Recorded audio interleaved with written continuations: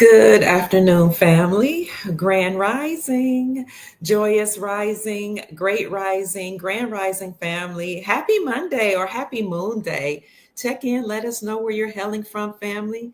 I see Anthony Hood here. He's always here supporting Dr. Kia Pruitt, and I'm so grateful. Thank you so much. I hope you all can hear me because sometimes I have some issues with my computer, but let me go ahead and turn up the volume. So, welcome, family. Happy everybody here. I'm trying to put my camera back up. Okay, there we go. It is a Monday. You can hear me? Awesome. It is Monday, J6 or January the 6th, 2024, and the time is 3:20 p.m.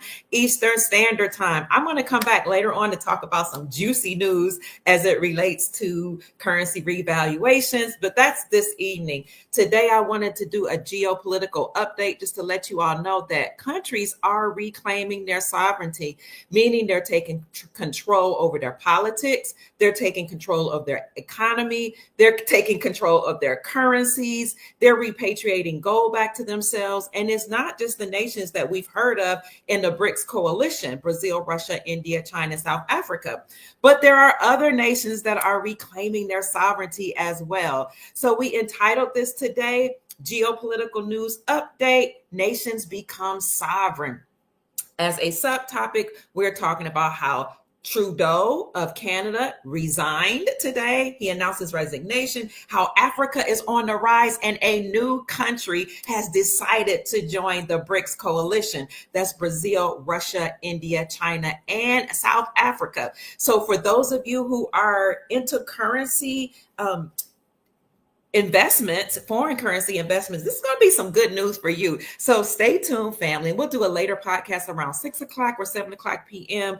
about the currency revaluation, but I'm going to give everybody time to get home before we talk about that. So I see, who is that? Dejuan in the chat. Hello. I see Cheryl Watkins here. She's from California. Hi, family. This is JB. I would like to do something. Somebody's sending me something also in on my Cash App. So thank you for the message and for the Cash App blessing. I see Sister Cheryl here. Who else do I see in the news? Joining us for this news update. I see Kwesi Roy. Good afternoon. Brandy's in the house. Welcome. Hello. Gratitude, Sister Cheryl says. Gratitude to you too. Sister Lisa Burns is in the house from Ohio, from Canton, Ohio. Hello. Welcome. Big Papa D is in the house. Welcome. I see our Springfield family checking in on Instagram, and so many of you family just checking in to see what's going on with this geopolitical news update. Now, I see now my phone wants to ring. That's going to have to call back later. I don't know who that is trying to call. Family, thank you for joining us today. We will try to be as expeditious as possible and not keep you on long. First and foremost, I want to say thank you all so much for always supporting me. I want to thank all of you who have sent me Cash App blessings since Thursday night. Thursday night, if you missed it, oh my God, we had a phenomenal podcast. I mean, we had I want to say 5,000 people in the chat. But since then, the episode has grown. Now we have about 14,000 people that have watched this particular interview that I did on YouTube. And we have several thousand that watched on Rumble. We had several thousand that watched on Facebook. We have several thousand that watched on Twitter. So I'm just so grateful, family. What I did Thursday night was interviewed Chief Rod Hayes, also known as Chief Pontiac. I'll show you here. For those of you Instagram, you can't see it, but on my YouTube channel, you can go to Dr. Kia Pruitt or Dr. Kia Pruitt Official, and you will see here where we talked about how chiefs on the land are back in control. That was such a phenomenal interview that I did with Chief Rod Hayes. As a matter of fact, people are still talking about it. I've had so many not interviews, but email. I have phone calls. It's the one with him standing on one side, me on the left, and then you'll see an ape with this head doing this. Hi, thank you for the cash app. I will maintain. God bless you. You'll see him doing a salute. This is an ape doing that. And I chose an ape because we talked a little bit about ape energy, proclaiming the empire. And if you know Chief Rod Hayes, he goes by the sick ape, and he told us SIK what that means. So people sent him so many cash app blessings because this podcast must have been probably one of the best that I've done. This interview was phenomenal. Chief Rod Hayes just talked about how the United States of America had been usurped, how the people coming from Europe were Moors, or they were heavily melanated people. He talked about who they brought here, why they brought here, how they infiltrated every segment of our society. He told us about how the KKK was actually founded by a brotherhood of people classified as Black. They were Moors, and how they did certain things to confuse us, how they created systems to oppress us all here in America, which filtered out all across the planet. I mean, he talked about so many things. I can't even do a summary because it was just so much, family. He talked about how we need to reclaim our sovereignty and how we're doing that. He talked about how, he talked about how Donald Trump was a transitional president, and we talked about the gold standard, so much as it relates to our liberty and our freedom. And we talked about how everything that these faithful government entities stole from us has to be returned. And he showed us how it's being returned. So please go look at the podcast I did Thursday night. Since then, you guys have blessed me so much with financial blessings. And I want to say thank you. I want to acknowledge you officially and out loud. I want to thank Peter Kirksey for blessing me, Rosalind Winston, Thomas Cook, God bless you, Rachel Rose, Delia Smith, God bless you, Chief Mac, all of you that have blessed me all along the way with your presence, your prayers, your financial blessings, your words of encouragement. God bless you, because without you, I'm not even relevant. I can fulfill my purpose because of you all. So I thank you. When I was younger, our pastor used to tell us that you should all know your purpose, but the people in your community should confirm that this is your purpose for you. If you say you were ordained to do a certain thing, then the people should support you. The people should feel that unction of the Spirit on you, and the people should confirm that. Their spirit should align with what you're saying. So I'm grateful that I have you all as the soul family that recognizes me and acknowledges me as being somebody to give the geopolitical news. So thank you so much. I also want to thank Deborah Allen, Theo Wolford, Veronica Steptoe, Lori G, Cameron Frederick, Beverly Williams, and Chief Mac again, and all of you all who blessed me so much with financial support, because again, without you, I couldn't do this work. This is mostly my full-time job, but I am also a teacher. I'm a substitute teacher. So whenever school systems need me, I'm there. I go to do the job. I start from preschool all the way up to high school. And when I get the chance, I'll also do some work in the colleges. My background is in higher education and administration. My doctorate degree is in counseling and education. So my short story is that once I got sick in 2008, it became very challenging for me to work in higher education. So I left on family medical leave, and I had to go on temporary disability because I was really, really sick. I couldn't walk for some time. I don't know what happened. I just got attacked like in my joints. And then I had some other, issues that I was dealing with from trauma-based things that I dealt with in my youth that I hadn't really worked out in my adulthood. So I took the time out while I was on family medical leave in 2008 to heal myself and to work on myself. And that took a whole lot of work. Okay. I don't tell my story, but it's a serious story. But thank God and all praises be to my community and my children and my family for supporting me and helping me through that in 2008. So fast forward from 2008 on until like 2014, I was, trying to rebuild myself. And then my children's dad, who was my former husband, God bless him, God rest his soul, became very ill. And he had actually been ill for most of their lives, their teenage lives. So now that they were adults and they were in college, he became very ill. So he was separated from his his children's mom. And so, this was the husband of my youth. I'm not going to leave him out there. So I took care of him. I and my children, we have 4, and then he had 4 more. And I helped along with my elder children to raise those 4, or to support the mom and helping with the 4 children. And when she wasn't able to do it because she had gotten sick, then our 4 older children helped raise the 4 younger children. And we were taking care of my children's dad. So that was from between, I said 2014, but I want to say 2012 up until he passed in 2022. So I took the time off. I was off from work, taking care of myself, nursing myself back to health. And then we were taking care of him and the 4 children. And in the interim, I was also a foster mom. And so I didn't work full time, but I did some substitute teaching. That's when I really went hard on substitute teaching, because I can still nurse myself back to health, take care of my husband, take care of the 4 children, support the 4 adult children. We had 8 all together, take care of my husband's medical problems, help him walk. I mean, it was just a long, long journey. And I just say all that to say that I'm very grateful. I'm very grateful because I understood my assignment. My assignment was to take care of the 8 children that we were blessed with, and to take care of my children's father until he transitioned. That's very, very difficult for me to talk about, because he passed in 2022, just 2 years ago, on the heels of COVID. He had heart conditions. He had blood problems, blood pressure. What else?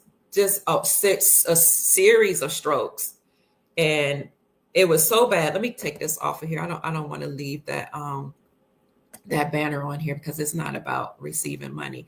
But it had gotten so bad that he stopped walking because of all the strokes, and he lost his memory and all type of things. But we put him in a rehab facility to get him better so he can learn how to walk. And you guys know what happened coming off the heels of COVID, right? He was there, and I was supposed to go see him at, I want to say 2:00 p.m. And I had been taking him food, helping to take care of him and all that stuff. So I get a call right before I'm supposed to go visit him at this rehabilitation facility. And they, I'm thinking they're saying you got to come, dressed in full garb, because we were 2 years outside of COVID, but a lot of these facilities were still making you wear a mask and certain things, certain type of dressing on top of your clothes. So I'm thinking they're just calling to remind me that I need to do that. But instead, they said he's been rushed to the hospital. And this was January 2022. It's probably why I'm feeling some type of way today. And he actually went in a few days before his dad's birthday. He actually passed away on his dad's birthday, and his dad is deceased. So again, this was the husband of my youth. I met him at 15. I actually met him as a child at like real small in elementary school, but I didn't remember until I went to the church at 15, and we fell in love, teenage love. And eventually 3 years later, soon as I turned 18, I got married. Because back in the day, you got married early, because especially if you were in a church, they taught you it's better to marry than to burn. They don't want us to have any children out of wedlock. They didn't even want us to have, relations before marriage. So that was really important today, to marry a virgin. And it was important to my mom to keep me a certain way before I got married. And it was like, you probably need to get married soon, because you're going to be having these desires, and we don't want no babies brought in here that you're not able to take care of without a husband. And my mama told me, if you get pregnant, you're going to be on your own. So we started courting at 15, as much courting as you could do. We got married as soon as I turned 18, but we went to college, high school together. We went to college together. We went to church together. We did everything together. So this is the husband of my youth. Thank you so much for the Cash App blessing, Sister Deborah Allen. I God bless you. So when he got sick later on in life, it was just, to me, it just made sense to take care of him. And when I got that call from the hospital, they told me that his oxygen levels had dropped. And so I'm thinking, okay, well, let me hurry up and get to the hospital. I guess I'm not going to be able to make it to the rehab facility since y'all, shipped him on to the hospital. So I'm getting dressed and they're like, oh, but he's stable. We just want to let you know that he is in the hospital. So I'm calling all the kids. Remember, we have 8 kids. So it took me time to call all the kids. I'm jumping up. I'm nervous because even though they're saying he's stable, something in my heart just didn't feel right. So my heart is pounding. And my mom had taught me, always listen to your intuition. So my heart is pounding. I'm like, there's something they're not telling me. I go ahead. I tell everybody, I have to rush to the hospital. I was his power of attorney. I was, taking care of the children. I was the guardian of, the 4 children that he and his other companion had. And I was over, their care, their education, everything. So I had to make sure everybody was stable. And then I run to the hospital and I'm like, okay, I gave them my name. And I'm like, I'm here to see my husband, et cetera, et cetera. And so they tell me, I can't go on the back. And I'm like, why? Why not? I'm this power of attorney. You guys have all the paperwork in your files on record. So I don't understand what the big deal is. Well, come to find out, they didn't want to tell me some news. So they, start whispering and sending different doctors in and out. I'm like, what's going on? And at that point, he hadn't passed away. They were telling me, his oxygen levels dropped so low that he wasn't breathing at all. And we had to take extraordinary measures. And I'm like what? And so that's when they sent some specialists out to tell me that they had put him on a ventilator. And I just went off. I mean, I just started crying. I was like, why would you do that? I have left specific instructions that if anything happens to him, do not put him on a ventilator. You call me first. And I was just like panicking. I was, stressed out. To make a long story short, they told me that was protocol. They had to put him on a ventilator because his oxygen levels had dropped. And I have that you're supposed to resuscitate. I didn't have one of those things on file, do not resuscitate. I didn't have a DNR. I had to resuscitate because I had worked for like 10 years since 2012 to keep him alive because we had so many scares that he would, die. He had all kind of strokes. He had all kind of heart problems. He was having seizures. And so for 10 years, we kept him alive. Not even to mention what was happening before 2012 when we knew he was sick but had no diagnoses since the kids were teenagers. So I'm like, I kept him alive for 10 years. And now you're telling me you put him on a ventilator and all this stuff, giving him all this medicine against my knowledge. You could have called me and said something. You didn't call me until then. They were like, well, you have a resuscitate. And if you have a resuscitation order, we have to put him on the ventilator. We didn't have time to call you. And so I said, okay, what's the problem? They said that he had stopped breathing and they had to take extraordinary measures. And then they told me I couldn't go on the back to see him. And I asked, why not? And they said, well, he has COVID with no symptoms. What the heck is COVID with no symptoms? So I'm panicking. I'm calling lawyers at this point. I'm calling my children. I'm calling everybody. I'm calling his family, my mom's a nurse, my sister's a nurse, my brother's a nurse. I'm calling my whole family's in the medical profession. I worked for a medical school, at the University of Louisville, but I wasn't a medical professional. And I worked in a nursing home to take care of him, in the rehabilitation center for 10 years. And when he was in and out, trying to get him to recover. So I'm calling everybody. And finally, they let me in the back because I went and I did some research on my phone and I told my kids bring a computer and I'm doing research. And what I discovered was they didn't have a right to keep me away from him during COVID. I found out documents that said that there were foreign countries and foreign entities that are not American that had made these protocols about COVID that led to them saying that we couldn't be in the room with our family members when they were convalescing or when they were suffering from COVID, et cetera, et cetera. So I said, if he doesn't have symptoms, number one, you're letting me back there. Number two, I found these documents of all these countries that signed off on these protocols, and I don't see an American person at all. So I said, I have attorneys on deck, and you're going to let me back there. They let me in the back. But when they transferred him to another room, they put a police officer in the room to keep me out. They wouldn't let me back there. They wouldn't let any of our 8 children back there. I called all the 8 children. They came, they rushed, some of them weren't even in the state. They came by the next day. And I'm arguing with doctors. I'm arguing with the police. I'm arguing with people, and I'm being very professional, respectful, but I'm losing it at some point. And I'm watching him barely breathe with this apparatus attached to him. And it was the most stressful, most traumatizing event I ever encountered in all of my life. And this is why I can feel a lot of your pain. I can, what's the word I'm looking for? I resonate with you all who had to go through COVID, who lost loved ones through COVID, because he stayed there for a whole week. I did have him removed from this respirator, whatever you call that machine, but it was a very hard decision as to whether I take it off, since they had put it on him. And they were like, if you take it off, he could pass away.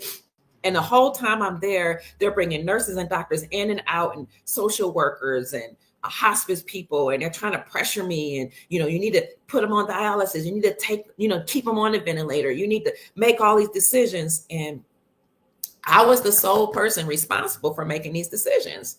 So I met with our 8 children. I met with a team of doctors. I met with his brothers and my sister and my mom, who are all nurses. And I called my brother.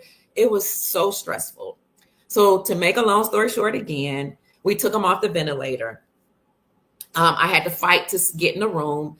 They would put the police officer right at the door. And if the police officer turned his back, my kids and I would rush in the room, and they would drag us out. We were rushing the room. I mean, it was a battle. And so finally, God gave me the strength and the power to start writing the governor of Florida. And I talked to the staff there. I was like, this is the letter I'm sending to the governor of Florida. This is the letter I'm sending to the president of the United States. And, I was just at my end. I was like, these are the documents that says that these countries that have made these protocols for COVID patients are not from America. And I don't care what your WHO or anybody else says, about protocol. I'm going in there to see him, and y'all gonna have to put me in jail. And so after fighting and actually looking through the laws and the legalities and the statutes and the codes, I found a loophole that would allow me to go in the back. And I underlined it and highlighted it, and I showed it to the head nurse that was on staff and the doctors. And I said, so I'm looking at your protocols, I'm looking at the policies, the so-called laws, and here is the loophole that says I can be with my husband until whatever happens. So as soon as I went through that, after a couple of days, they let me in the back to sit with them, and they let the children go in and out. And this is why I'm glad the United States corporation is falling, because they did us wrong. They did us dirty. So they took him off the ventilator. But in the middle of a shift between me leaving and my son coming, as I was going out, he was coming in. We were doing a shift change. They put him back on a ventilator. So that means now my son's in a room trying to figure out why you put him back on a ventilator. I had just gone on the elevator to leave. And so now I have to come back and fight them again. And it was just a whole mess, family.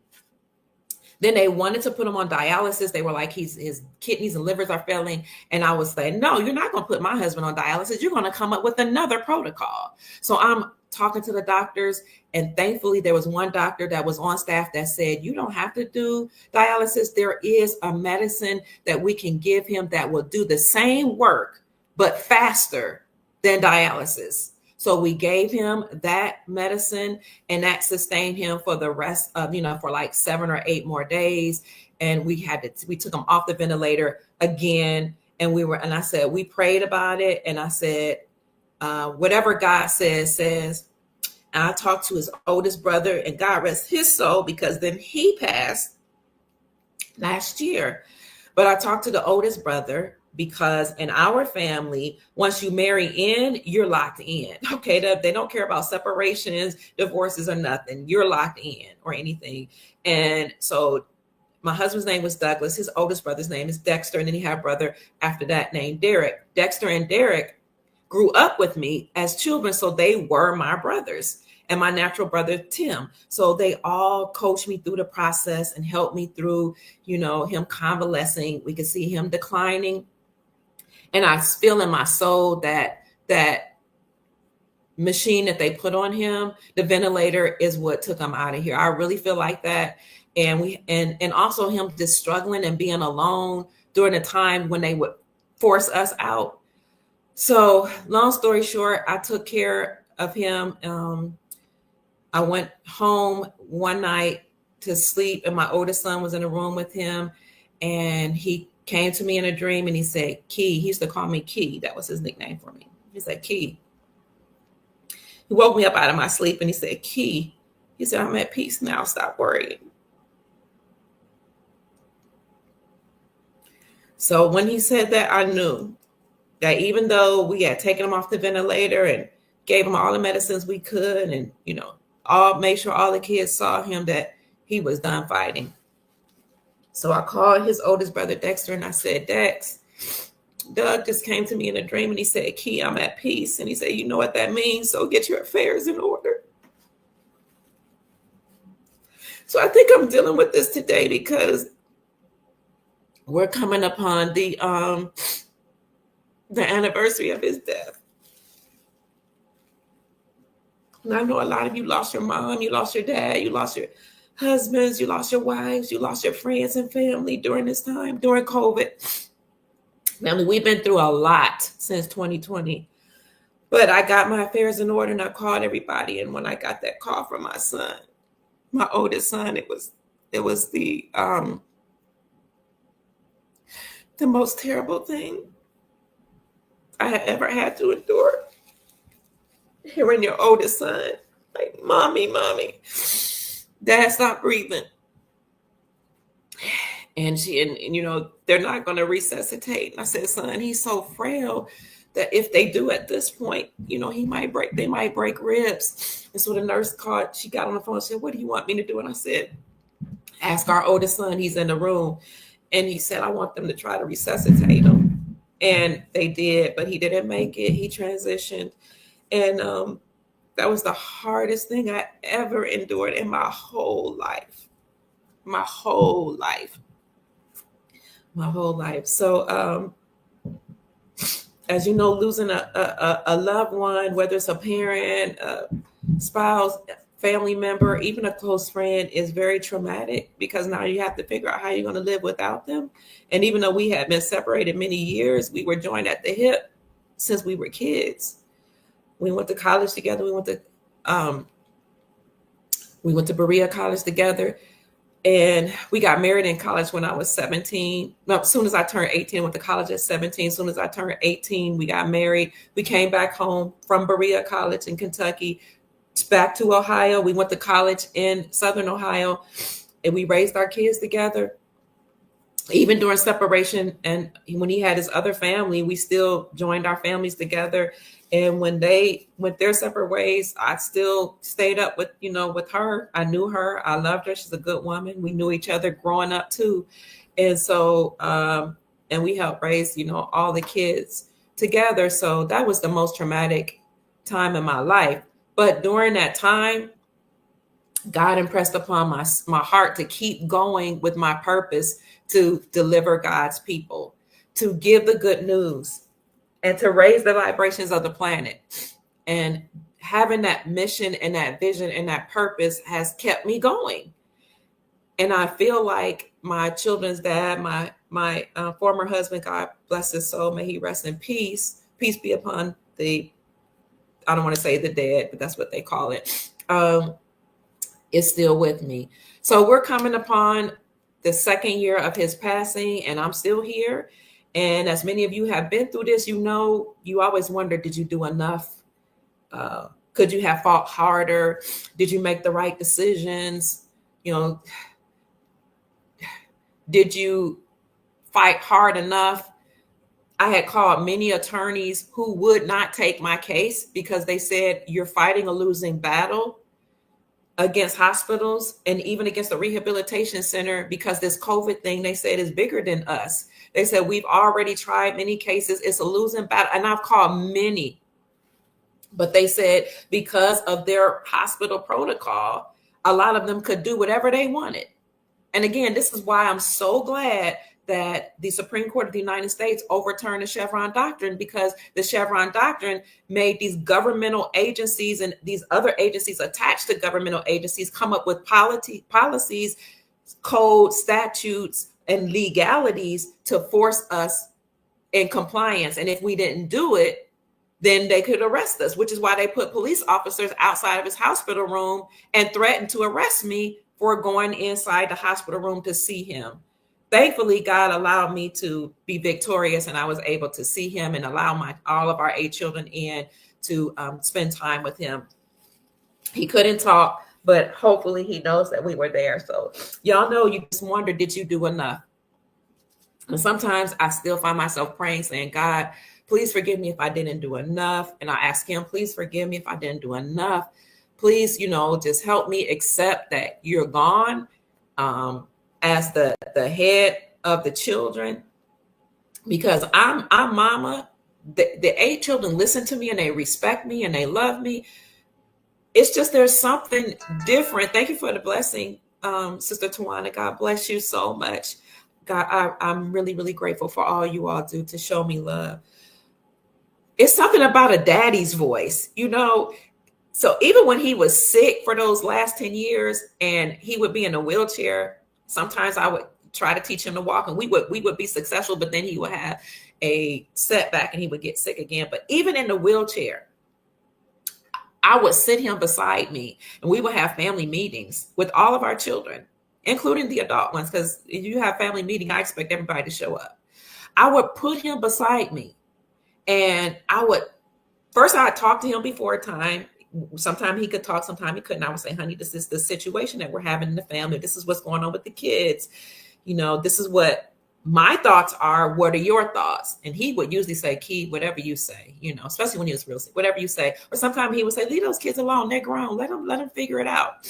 But I would sit him beside me after we've had our conversation, and the kids would sit around and I would say, your father and I have had a meeting concerning such and such going on, your relationship or this situation or this disagreement. And we decided that this is how the situation is going to be resolved. And so the kids, knowing that dad was a lot more lenient than that's what we called them, dad, they would look at their dad. And so they look at their dad would kind of look down and then he would look at me and they would be like, oh God. And so I'd say, well, it's been decided. Your dad and I already had this discussion. We're in agreement, aren't we, Dad? And he'd be like, mm-hmm. And so this is what's going to be done. So we did that all the way up till he couldn't speak, until he, couldn't even participate in family meetings. So I just said that to say, family, he was a very integral part of my life. We had our children together. I've not had any children other than the 4 that we had. And then he had 4 and they became mine. Any business, family business, he always included me. Our children participated in his construction business. His sister opened up a school when our children were young. I worked in the school. Even we were together, then we separated. And we would go back and forth, because we're young, we're trying to figure life out. But I still worked in the school. We raised all of our kids together. We put them through the family school together. We both worked at the school. His brothers and sisters worked at the school. My sisters-in-law, brothers-in-law worked at the school. And the family, my mother-in-law financed it. One of my brothers-in-law financed it. We had grants and we kept our small community together. And now our children are all grown and they take care of their elders because that's the way we taught them. We taught them, you take care of your elders because they took care of you. We taught them you're not going to be selfish. We each took turns taking care of their dad. He lived in the house with us. We changed him, we fed him. When it got too hard and we needed help with rehabilitation, we did put him in rehabilitation facility. But somebody was always there. I was there almost every single day along the way. So family is important to me. Outside of my biological family, you all are my soul family. And again, we're coming upon the second year of his passing. So I'm kind of, all over the place and a little emotional, but we're going to get through this. So again, this is why I'm so happy that the Supreme Court overturned the Chevron doctrine, because now with that overturning that occurred this summer, it has been determined that these federal agencies and all these agencies attached to them were not federal. They're not part of our government. And in fact, they are unconstitutional and treasonous. And I do have a document that shows how each of these entities are bankrupt and defunct. But I'm not going to show that document today because it's lengthy. I have to show it to you later. What I'm here today to tell you is that not only has America restored its republic, its lawful government, but other countries have restored their sovereignty and their republics along the way. The latest news that just came out today was that Justin Trudeau, who is the Prime Minister of Canada, has resigned. That's good news for our Canadian brothers and sisters. So now Canada has to choose a new leader. And that's interesting that this is happening right when President-elect Trump is about to become inaugurated. So let me take a pause. Hold on. So the Canadian President Justin Trudeau resigned today. And now Canada, again, has to find a new leader. And this is happening just 8 months before Canada is supposed to hold their federal elections.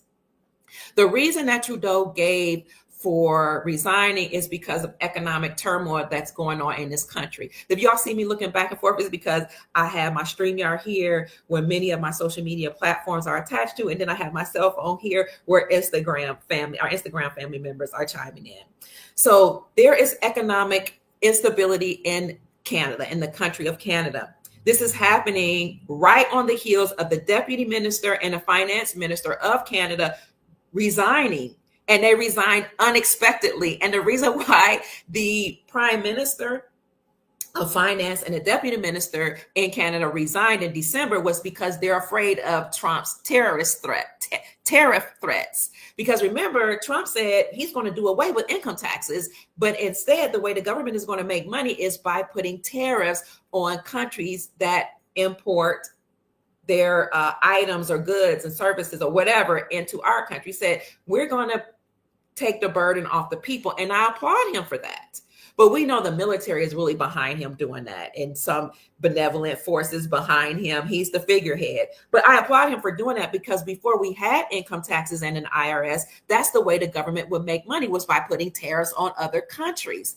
Well, now, because Trump has threatened to put like a 25% tariff on Canada, they are in an uproar. They're like, we got to do something. And there were some disagreements on to how they're going to handle these potential tariffs. So instead of dealing with any of that, the Prime Minister of Finance and the Deputy Minister of Canada stepped down. And so Trudeau was like, I'm not going to be the only one here trying to deal with all this and figure out this mess of the economy. I'm going to step down. But this is huge, because according to the Global Economic Security and Reformation Act, all of these companies or countries who are operating as a corporation, all of them and their leaders that have participated in any nefarious activities, enslaving the people, putting taxes on the people, they have to step down, and they will have to be replaced with more Jasara and Nasara compliant presidents. So that's why that's happening. But of course, President Trudeau can't say that. He just says, well, I'm stepping down due to internal battles. And you can see the articles, they're all over by now. So I'm sure some of you have heard of that. But this begs the question whether or not the rumors are true that Canada can become the 51st state in America. Perhaps. Now, speaking of 51, we do know that President Trump rang the victory bells, or the bells of the opening of the New York Stock Exchange on the 12-12-12 portal on the 12th month of December, and the 12th day at 9:30 a.m. 9 + 3 = 12. That's a portal. So we know that he rang the opening bell 51 times, and we were wondering, what does 51 represent? Somebody says, Shata on Instagram says, they said Trump has been certified. He has been. We're going to get to that. So we wondered when he rang those 51 bells, or rang that bell 51 times. I wondered anyway, what did that represent? So we came on, we did a live on December 12th, and some people said Canada may become the 51st state. We said there was an Area 51, right, where they have the secret space program and a lot of things going on there. So we were trying to figure out what 51 represents, and then 5 + 1 = 6. 6 is the number for humanity or for the family. 666 represents carbon, 6 carbon, neutron, and proton, which represents what is it? Neutron, electrons, protons, which is equivalent to carbon or melanin, and everything that has life has carbon in it. So 6 represents life. So 5 + 1 again = 6. He rang that opening bell 51 times. When we looked up the meaning of ringing a bell, it represents victory. It was interesting that it happened on December 12th, which was the day after Iraq was celebrating victory and freedom from ISIL or ISIS, which they call it ISIS. I call it ISIL like Obama did, because I think ISIS is an attack on, thank you so much for the blessings, Theo. God bless you. You have a smile on you. I think ISIS is just an attack on the goddess Offset and ISIS. And so they try to defame her name, but I call it ISIL. So Iraq celebrates and commemorates the victory over ISIL. And they've been doing it since 2017. They did that on December 11th during that portal, the 10th and 11th. And not only did they do that in Iraq, but they also did it in America, because we have a high population of Iraqi Americans, particularly in Detroit and some of the suburbs there, which is why al-Sudani, the prime minister of Iraq, when he came to America to visit the White House in August of last year, also went to visit Detroit. He was letting the people know there, the Iraqi people there know that they were celebrating they will be soon celebrating in their country, not only the victory over ISIL and commemorating that, but also their dinar going up in value. He also wanted the people to know in Detroit that during his meeting with the White House in the United States, that they were solidifying relationships between Iraq and America, that the payment systems were in place, that the trade agreements were in place, and al-Sudani tapped on the shoulders of American billionaires and American businessmen and women and asked them to invest in his country. He did the same thing as the Vietnamese president and the Venezuelan president when he had come to America. So that is some good news, family. So that occurred. He visited it last August, but the celebration for all of this occurred December the 10th and 11th. And then President Trump rang the victory bell, or the opening bell of the New York Stock Exchange, on December the 12th, and he rang it 51 times. Now, will Canada become the 51st state? Possibly. We do know that President Trump, during his first administration, created the USMCA, United States, Mexico, Canada agreements and their treaty.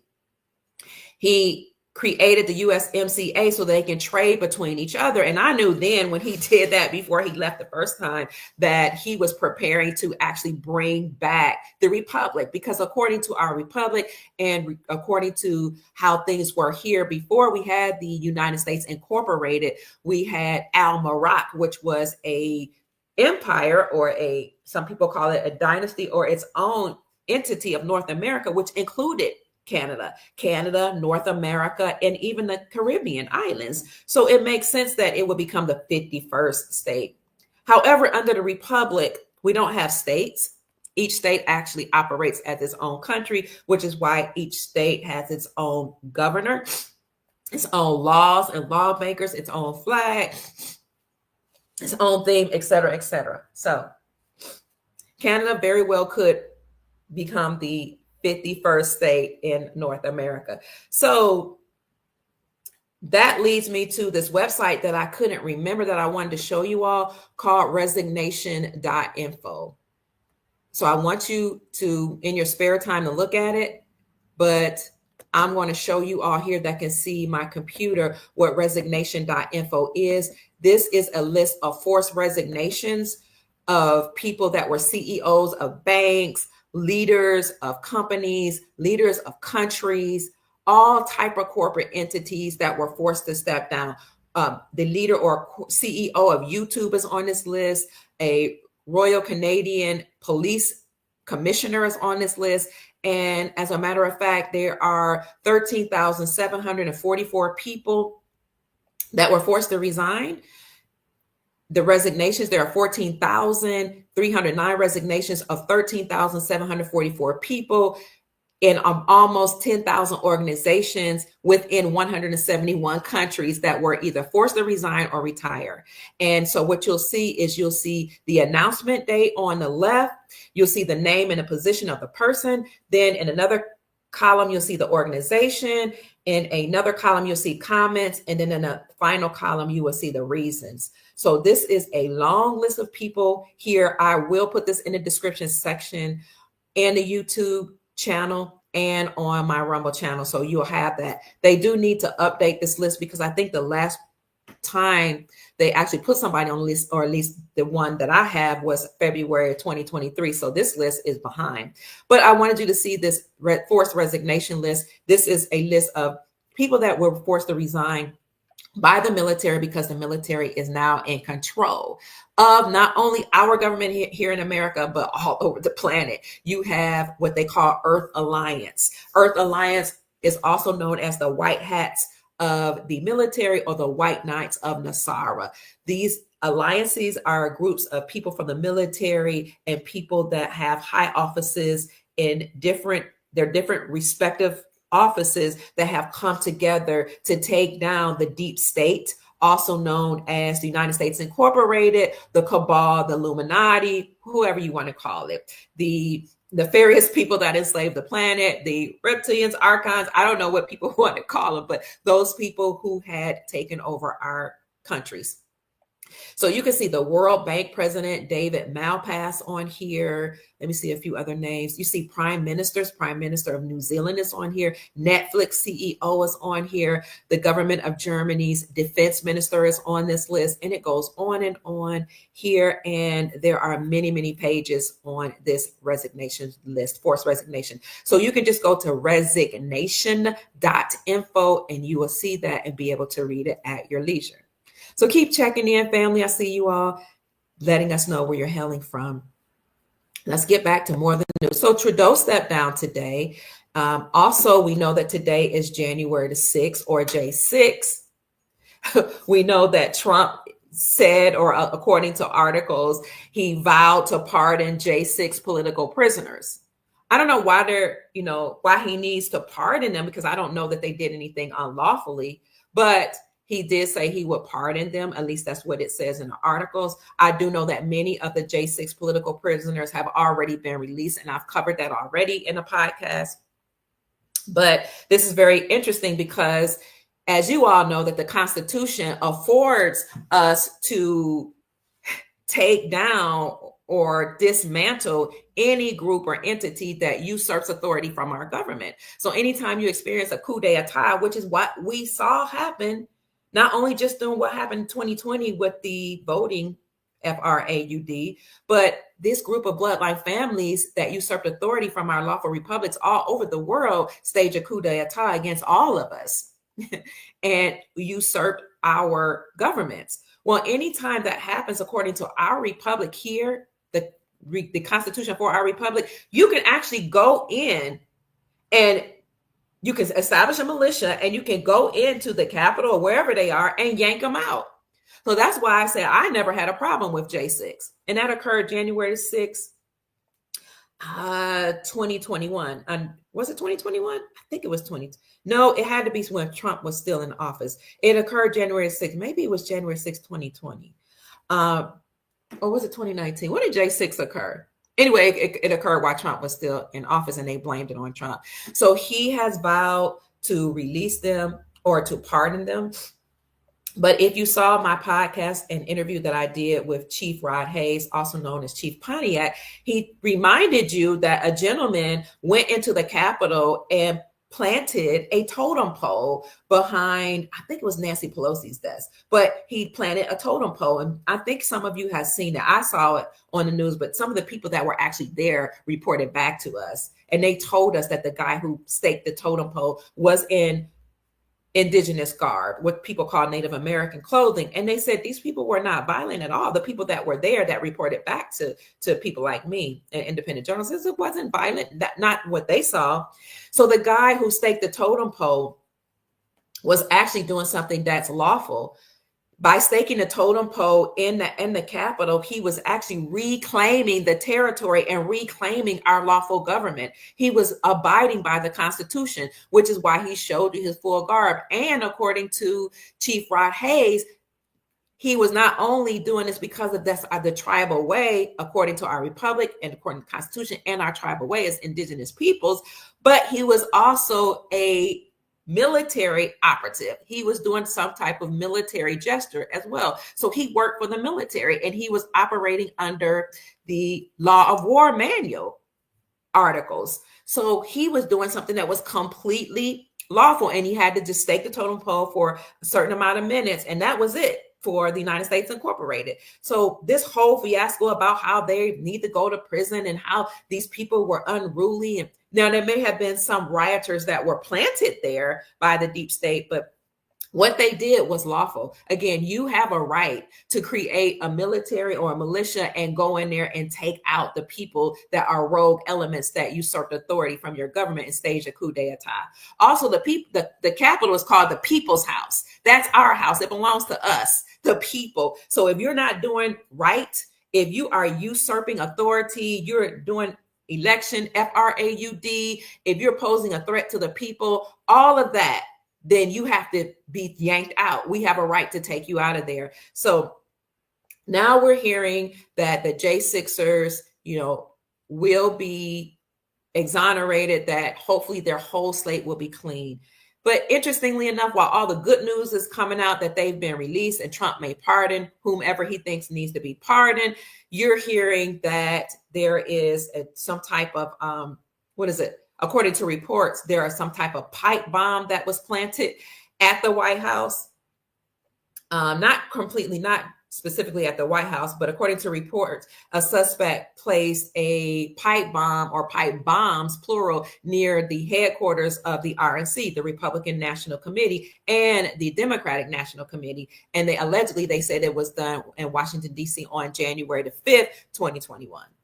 So these reports are coming out today that's saying that the FBI released information on the J6 pipe bomb suspect. They just want to keep the story going about J6ers. They want to keep the story going about anything dealing with chaos and what happened at DC on January the 6th. In other news, Congress did convene today. For those of my Instagram family members who brought this up, Congress convened today that they counted the votes and solidified and certified President-elect Donald Trump as the president, and that he indeed won the 2024 election. So family, yes, that is official. So we can celebrate that President Trump is now certified as the president of the United States. I want to see if I have any articles to support that. I did pull that up, and it is in the description section, but let me see if I can find it here for you. Trump certified. Keep chiming in, family. Here you go. MSNBC News reported on it. Again, I do have an article that I'm going to put in the description section, but for our intents and purposes, I'll share it here for those of you who can see it. What does it say? It says, Congress certifies Trump's 2024 election victory. All right. Congress certified his victory during a joint session. NBC News' Garrett Hake reports from Capitol Hill on the routine process and how it stands in contrast to the Capitol riot that occurred 4 years ago. They're going to keep talking about that Capitol riot. So if that Capitol riot occurred 4 years ago, that must have been in 2021. So I'll leave that article in the description section for you, as well as the other articles that I've put up in support of that. Oh, we have somebody checking in from Uganda. Welcome. It's so good to see you, Kwesiga. All right, we see a sister from Louisiana. Hello, Infinity 121. Trudeau certified and Trump has resigned, right? That's completely right. SSS. Thank you for asking that question. That's what we're saying. So exciting. Pamela says, it's great to see you today from PB, Florida, our Palm Beach, Florida. All right. Thank you. It's good to be seen and not viewed. So, what else is in the news, family, as you keep checking in? Yesterday was January the 5th, and Pope Francis opened the 5th Jubilee portal. As I had reported earlier, the Pope opened 5 Jubilee portals or 5 doors, Jubilee doors. And this is, according to them, a ritual. And it is something that they do and they have done historically since 1300. Well, the Pope announced that he was going to open these 5 portals beginning on December the 24th, which was Christmas Eve. So let's see, when were the 5 portals to be opened? There was one open December the 24th. Then there was one open the day after Christmas on December 26th during the Feast of St. Stephen. The 3rd portal was opened on Sunday, December the 29th. The 4th portal was opened on January the 1st on New Year's Day, and that was during a holy day of obligation, also called the Solemnity of Mary. And then the 5th portal was open on yesterday, Sunday, January the 5th, leading up to January the 6th, on the way on to the Orthodox Christmas, which will occur later on in January, and leading up to President Trump's inauguration that is supposed to occur on January the 20th. If you remember, years ago, there was a document that was released by the Department of Defense that prepared for presidential transition and transitional powers. And this document talked about how it was based on a Presidential Transition Act of 1963. The Department of Defense released that article in February 2023. And I said, then something's up, because they said they were preparing for a smooth transition. And they went through all of the protocol that they must go by in order to ensure that whoever was to come in next will have a smooth, calm, peaceful transition. So I've done podcasts on that, and I will also try to remember to put that document in the description section for you. But I'm just mentioning that we do need protocols put in place to ensure that we will have a smooth transition into President Trump's election or presidential position, because a lot of people might be upset, like the cabal, the deep state, the Illuminati, the fake faux government that has been already declared as insolvent, but they're still trying to fight. They're still trying to do things like stage what people are calling false flag attempts. But one of my friends, my close friend, said that car plunging through, what did the car plunge through someplace in, what was it? One of these states, I think it was Louisiana.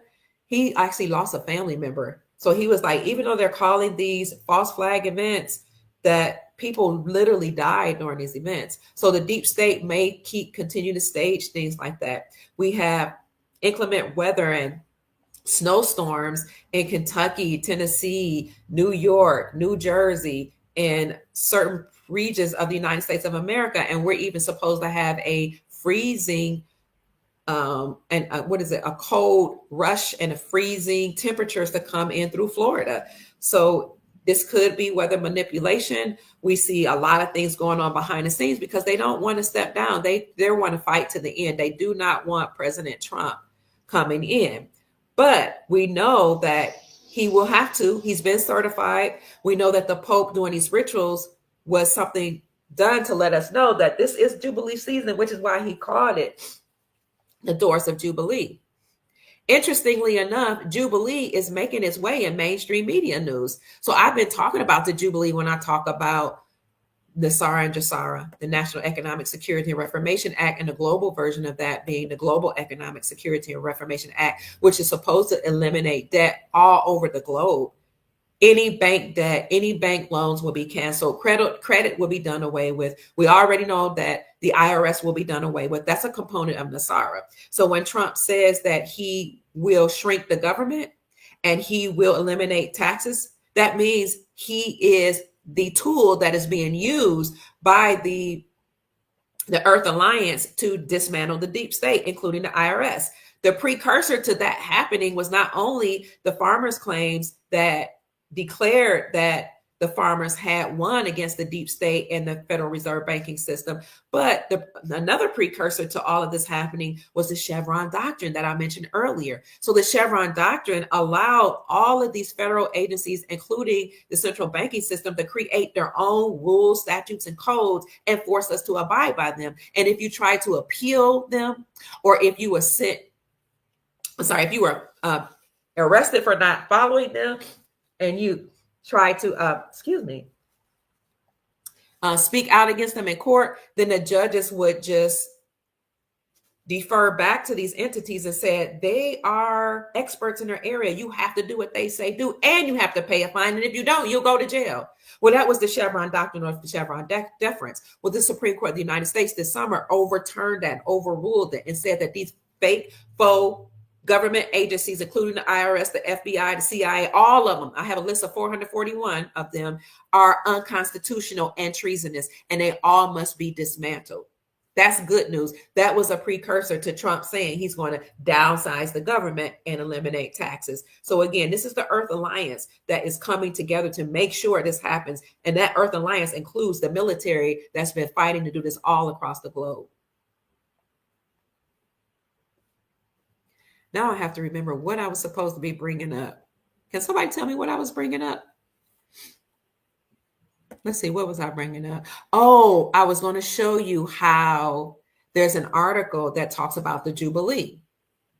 So I have been mentioning Jubilee through since 2017, when I was talking about, as I've been talking about and discussing the National Economic Security and Reformation Act, and the global version of that being the Global Economic and Security and Reformation Act. Well, recently Zero Hedge came out with the article that says, or is entitled, "A Debt Jubilee of Biblical Proportions. Are you ready?" Not only does it say there's a debt jubilee of biblical proportions, but it said it's coming.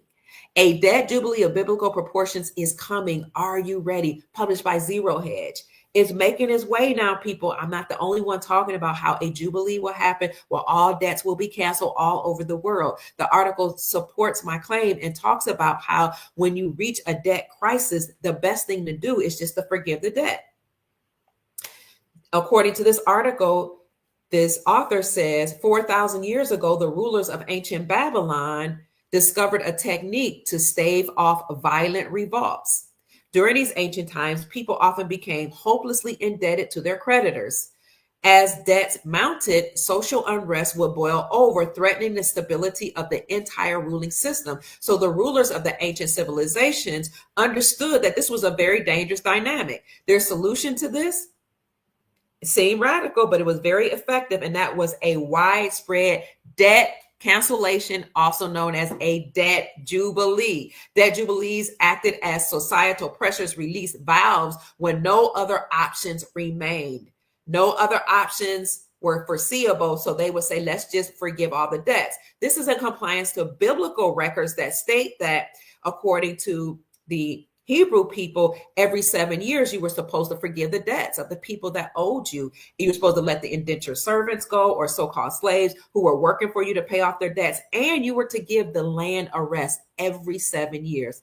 That it's like a Sabbath of years.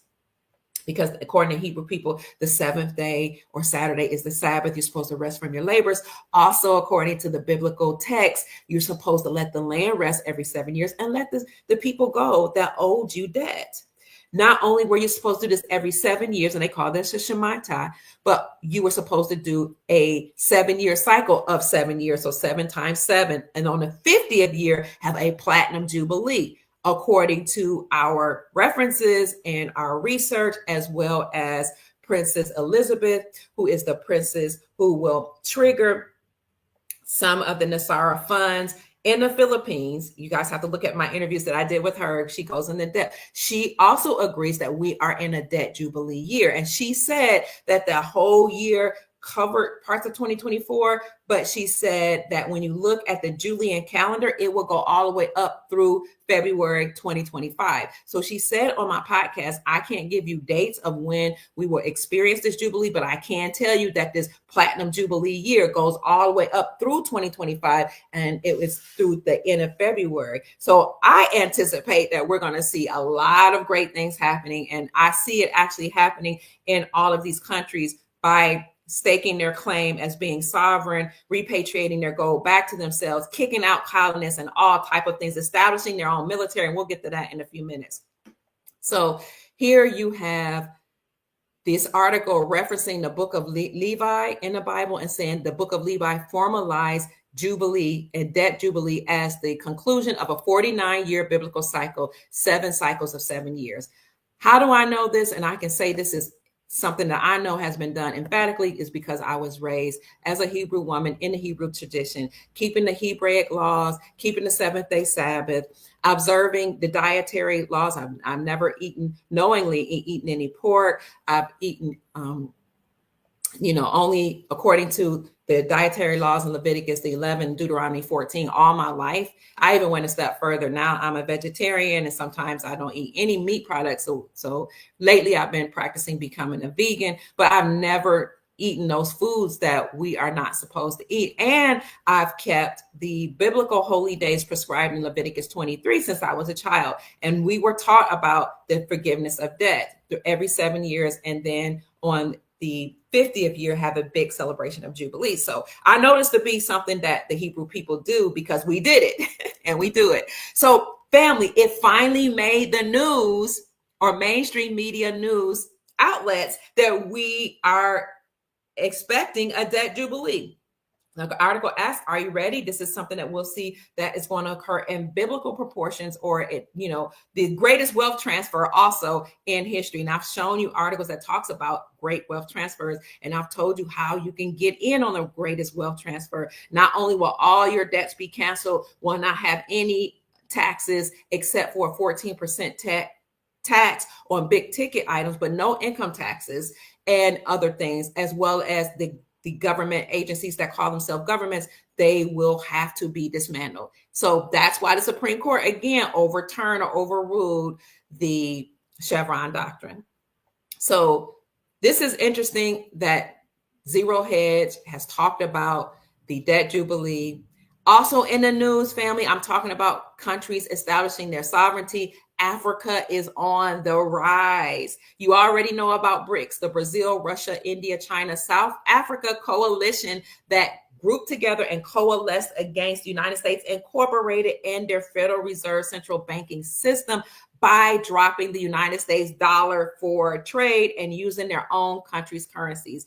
Vladimir Putin, again, was the trigger because according to Project Sandman, which was a 209 agreement between all nations, they were to stop trading with the dollar when triggered. Now, we all know that what gave the United States dollar the world reserve currency status was our agreement with Saudi Arabia to protect their empire in exchange for the oil. And then we would force all exporting nations to get oil from Saudi Arabia and use the dollar to do so. If they didn't do so, then we would put sanctions on those nations, or we would go and declare war. Now, the United States Incorporated would fund both sides of the war, but they would still declare the war, decimate their economies, destroy their currency. The currency would become devalued. The GDP would go down. And then these people that were CEOs of corporations, CEOs of banks, presidents, people in the know would go and buy those countries' currencies once they had been devalued through war and sanctions, and then wait till after the war when America would go in there in the countries and rebuild the infrastructure.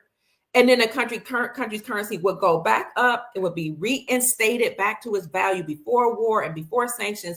And those people would then go to the banks with a new exchange rate on those countries' currencies and become millionaires and billionaires overnight. This is how a lot of these lawmakers became millionaires and billionaires. Corporate heads became millionaires and billionaires. This is why you weren't allowed to become a CEO or go. You know how they talk about the glass ceiling. You could only go so far. You couldn't break through that ceiling, no matter how many college degrees you had, no matter how many contacts you had. It's because if you weren't part of that club, the good old boys network, if you weren't a part of the Illuminati, if you hadn't made agreements or part of the blood family, these bloodline families, you weren't getting in.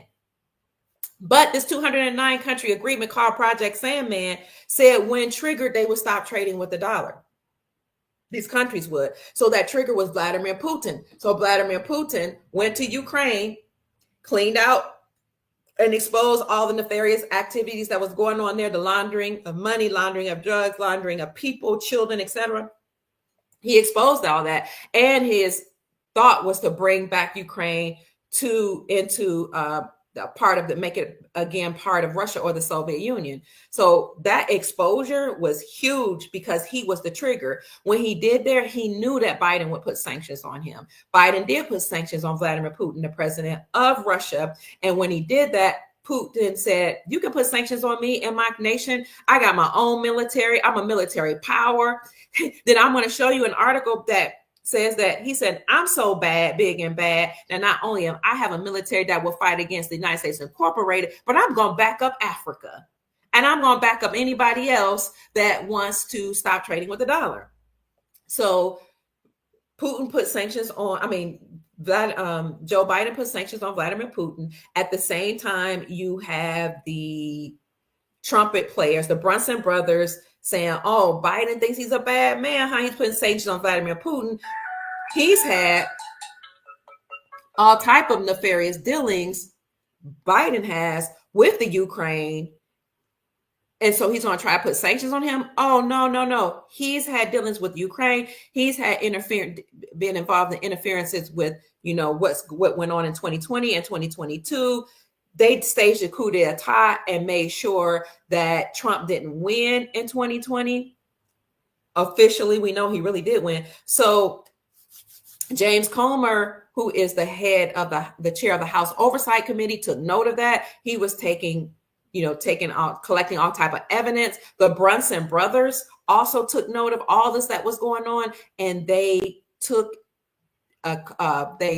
filed a court case against Joseph Robinette Biden, Kamala Harris, Nancy Pelosi, and 385 members of Congress. Was it 385 or 386? I think it was 385 members of Congress. And they said that in their lawsuit that they had evidence to support their claim that Biden et al., Biden and company, participated in fraud as it relates to 2020. Either they participated directly or indirectly, and they knew it was happening. And so it was determined if in fact that had occurred, that the Supreme Court of the United States would overturn the process that occurred in 2020 and declare Trump as the lawful president in 2020. So we don't know,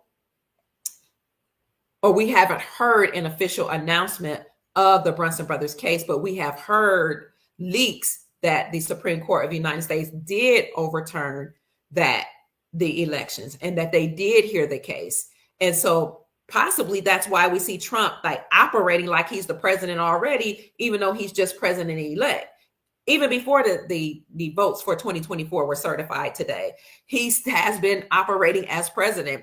He passed this, or he created the Digital Bill of Rights Act in 2023, last year. He's been making all type of announcements to come against the mainstream media. He's done a lot of things to allude to him being the lawful president since 2020. But let's get back to the Brunson brother case.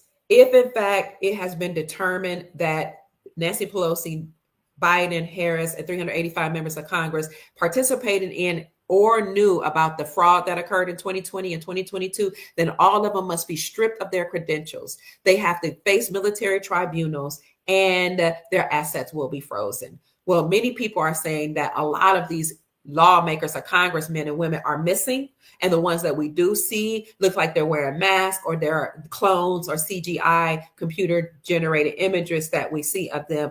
But many people state or assert that they've already been dealt with at Gitmo.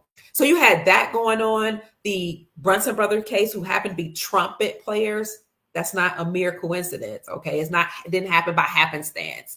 we know that they do things in codes, they do rituals. So trumpet players brought this case against them. James Comer, the chair of the House Oversight Committee, collected evidence against Biden. You all can look at the House Oversight Committee's website, oversight.house.gov, or you can Google it and type in the search engine part of the House Oversight Committee's website, type in Biden's name, and you will see all the evidence, testimonies, checks written to the CCP, alliances that were made with the Ukrainian mafia, et al. You'll see it all. So all of this was happening while Vladimir Putin was exposing what was going on in Ukraine. That was the trigger. So once that happened, Vladimir Putin said, okay, now I'm going to trade with my own country's currency. He traded with the Russian ruble. That's why in 2022, you can fact check me, look it up, the Russian ruble became the strongest performing currency in the whole world. Then he led Brazil, Russia, because he's the president of Russia, India, China, and South Africa to do the same. Stop trading with the dollar. And he inspired them and encouraged them. And he actually made an official announcement for each country to use their own country's currency. At the same time, countries started repatriating their gold back to themselves from the Vatican. So the Pope opening these portals beginning on December 24th, then 26th, and January the 1st, all the way up to January 5th, or yesterday, all of this is being orchestrated by Earth alliances. It's not because the Pope is so benevolent. He is being forced to do all of this. So these sanctions that were put on Vladimir Putin did not stop him. He told the African alliances to use their own currencies. He inspired BRICS to do the same thing. And then he encouraged many nations to join BRICS. So some nations joined BRICS on their own, and then some were actually asked to join BRICS. Some applied to join BRICS. Some were tapped on the shoulder and said, we need you to join our coalition, the Brazil, Russia, India, China, South Africa coalition. One of the first nations to do that was Saudi Arabia. So that was huge. It was monumental because, again, what made the dollar the world reserve currency was, and gave us financial economic hegemony, was our agreement with Saudi Arabia to get oil from them in exchange for protecting the Saudi empire. And then we would force all nations to trade using the dollar, getting oil from Saudi Arabia, through OPEC. And that's how we became the world reserve country's currency. We had the world reserve country currency, and each country then had to peg their currency to our dollar. Well, that was over once Vladimir Putin started trading with the Russian ruble. So Saudi Arabia joined BRICS. BRICS became known as Saudi BRICS. That, in essence, ended the contract between the United States Incorporated and Saudi Arabia. Behind the scenes, the United States Incorporated was bankrupted, declared insolvent, and non-working. Okay, they're not even supposed to be operating. They just have their little minions that are still doing certain things. But most of the federal offices are closed. The United States Incorporated is not working officially. Biden was actually laid to rest. His inauguration was actually a military funeral procession. And you can listen to Derek Johnson and read the Law of War manual to discern how certain things that were done during that inauguration lets you know that that was a funeral procession for Biden. Many of us actually have seen the record of Biden allegedly passing away in 2018, but they did something official to let the people know this is over for those of us in the know. And they were talking to each other saying, okay, it's over. This is not an inauguration of Biden, it's his funeral. So back to Vladimir Putin family. Vladimir Putin led the charge through Project Sandman to stop trading with the dollar. And when Saudi Arabia joined BRICS, the Brazil, Russia, India, China, South Africa coalition, many other nations joined after Saudi Arabia, and they became known as BRICS Plus. And now we're at the point where I say all exporting nations have joined BRICS. Articles will only tell you little by little, but the interesting thing is that in 2022, I named all of the countries that had joined. It was 85% of the world population that had officially joined in 2022. It's just that they didn't release it in mainstream media. And we read that list of all those nations that joined BRICS, because what I did, since I had been talking about BRICS, is I invited Andy Schectman, the CEO, and president of Miles Franklin Precious Metals Company, to come to talk about that with me, because I wanted some backup and some support, some confirmation that this was actually happening. And it's true that back in 2022, 85% of the world population had joined BRICS. So they were repatriating their gold back to themselves. They're using their own currencies. And then Vladimir Putin stood up and made a formal announcement and told the African nations, we will support you as well as the other nations if you agree to align yourself with us. So as soon as he told these nations to use their own country's currencies, Mali, Burkina Faso, and Niger were first three African nations that reported to do so. They said, we're going to use our own country's currencies and we're forging our own military alliance. Well, that was huge because we knew essentially what they were doing was getting rid of the French colonists. So that occurred last year. And I reported on that when they said, we're going to use our own country's currencies and we're going to create our own military alliance. But what's interesting is that what I didn't know and what I've come to realize today is that Russia had actually formed an allegiance with Africa. And so there is a summit that's been taking place since 2019. Who knew? Called the Russia-Africa Summit. So their first meeting was October the 23rd and 24th that occurred in 2019. So all along since COVID, since that time period, they were coalescing against the United States Incorporated. But I was today years old when my daughter told me, Mom, you know that Russia has had Africa's back, but what you didn't know is that they've been having a summit since 2019. So I have that article for you and I put it in the description section. So Vladimir Putin in 2022, though, told all nations to stop trading with the dollar and use their own country's currencies. And the first in Africa to do so, again, was Niger, Burkina Faso, and Mali. And again, they said, we're going to create our own military alliance and we're going to use our own country's currencies. Well, after that happened, Putin promised all African nations that would become allies with Russia. He promised them grains. He promised them debt write-offs. And he promised them military support, Vladimir Putin of Russia. So this is why we are now hearing stories about Mali, Burkina Faso, and Niger saying we're going to have our own military alliance, because not only they're forming their own military, but they have the backing and the support of Russia. Well, recently, we heard Chad and Senegal come out and say that they are becoming their own sovereign nations.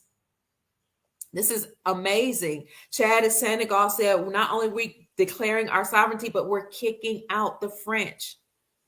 They kicked out the French colonists. Now, this is going to impact France's economy. Chad and Senegal just came out and said, we're kicking out the French. Let me see if I can find that article for you. And for those of you who can't see from Instagram, thank you for 985 people being in the chat, family. Like the video, subscribe to the channel, and send the video onward to anybody who you think would be interested in hearing this information. So this article was published by MiddleEastEye.net. It says, as Chad and Senegal end military ties with Paris, the question becomes, is France finished in the Sahel? Former colonial ties as that had occurred in Chad and Senegal are now unraveling, as Chad and Senegal, these are countries in West Africa, demand France's withdrawal, that they withdraw their military forces, and this signals a broader shift in Africa's regional alliances, according to the article.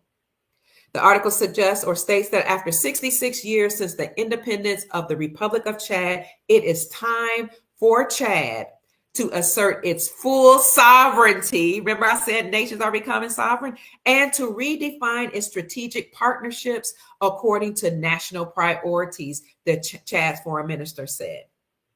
With the statement, Chad announced the abrupt termination of defense cooperation agreements with France, severing ties with one of its closest military allies. Now, they called France, Senegal, and Chad's military ally, when in fact, during the Berlin Conference, what you saw happen was European nations divide up the continent of Africa. So I can't really say that they were allies, but they were under military occupation from many European nations. You saw France, Belgium, France, Belgium. What else? Britain, Portugal. Many nations actually colonized countries in Africa because these countries' leaders said, we want to take their resources for ourselves and enrich our nation. And that's exactly what they did. But Senegal and Chad have made an announcement that they're getting rid of these colonists. Well, right before that, Burkina Faso, Niger, and Mali did the same. These nations kicking out France, French military is really impacting the France economy. So this is why there's been a lot of pressure put on Macron to step down or to resign. But he said he's not going anywhere. As a matter of fact, Macron, who is the prime minister of, is he the prime minister? Yes, of France, said my time is not up until 2027. I'm not going anywhere. But on New Year's Eve, he did admit that he had tried to hold some type of early parliamentary elections, and that caused more problems than it caused any solutions, and that caused division in his country that made things worse. Not only did him trying to have these early parliamentary elections to try to keep himself in there and try to keep his whole staff in there, put more people in, did it cause chaos? But we already knew that France's economy was struggling. Now, while all of this was happening, the prime minister, who was this? Not the prime minister, but France's treasury prime minister was forced to resign.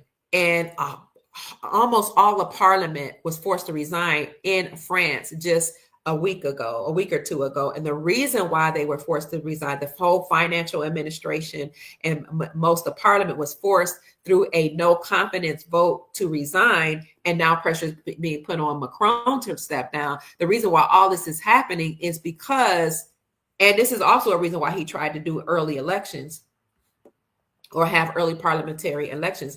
All of this is happening on the heels of these African nations kicking out the French. Because these African nations have said, we're going to use our own country's currencies. We don't need your money. We have an alliance. We have the backing of Russia. Russia promised to give us grains. They promised to write off our debt. They promised to support us and help us with their military. So we're declaring our own sovereignty. Well, the way that impacted France is really, really significant, because now France cannot rely on the resources of these African nations, because as long as they have military occupation in these French nations, they can force these children and these young people to do the mining in those countries, and then they will extrapolate those resources and take those resources back to their country. This is how France was thriving economically. This is how they were able to, be known for fashion and wealth and watches and all this stuff, because they were able to support their economy and, look as if they were doing well and thrive based on the resources they were stealing from the African nations. Now the African nations saying, no bueno.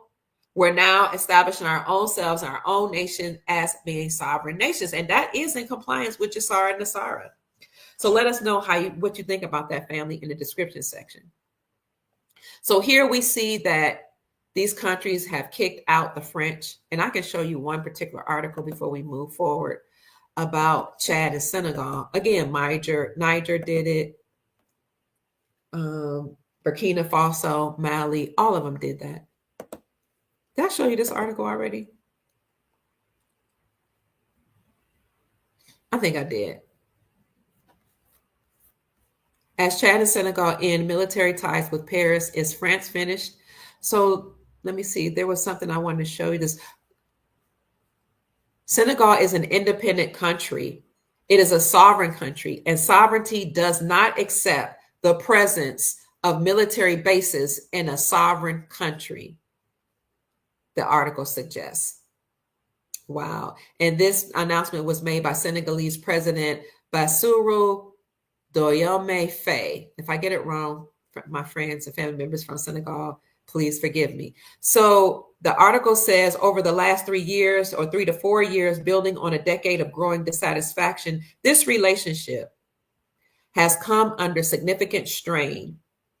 And so the president pointed to France's repeated inability to achieve tangible security outcomes, noting that continued instability became the final straw. Again, once these African nations kicked out the colonists and kicked out their military forces, then the French economy suffered, and the parliament did a no confidence vote, got rid of their part of their parliament, got rid of the Minister of Finance, and then pressure was put upon Macron to step down. So now we should be anticipating Macron, the president or prime minister of France, to officially step down. He doesn't want to. Again, he said, I'm not supposed to leave this office in 2027. I'm not going anywhere. But he will have to step down, just like Trudeau stepped down from Canada today. We'll see lots of more people stepping down as we are in 2025 and rounding up the people who need to face military tribunals and then release Nasara and Jassara and the debt jubilee. So all this is happening right on time, family, right before President Trump officially takes place during his inauguration in 2020. However, the elections were certified today on January 6th. So it's official. He is the president. Wait, though, I have a document that talks about how the United States is dissolved. All these corporate entities have been dissolved and bankrupt. How the seat of the commander-in-chief of the United States Incorporated has been dissolved. So maybe he is the interim president that will lead into the republic. In fact, he is the interim president that will lead us into the republic. So he at some point will step down. He will have to, because the republic will have to stand in, and the republic doesn't have a president.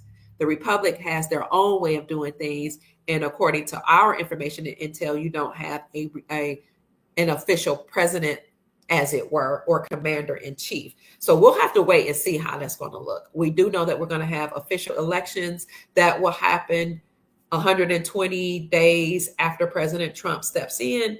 So let's see what happens, family. We know that according to the Republic for our country, the lawful inauguration date is actually in March, like around March the 20th.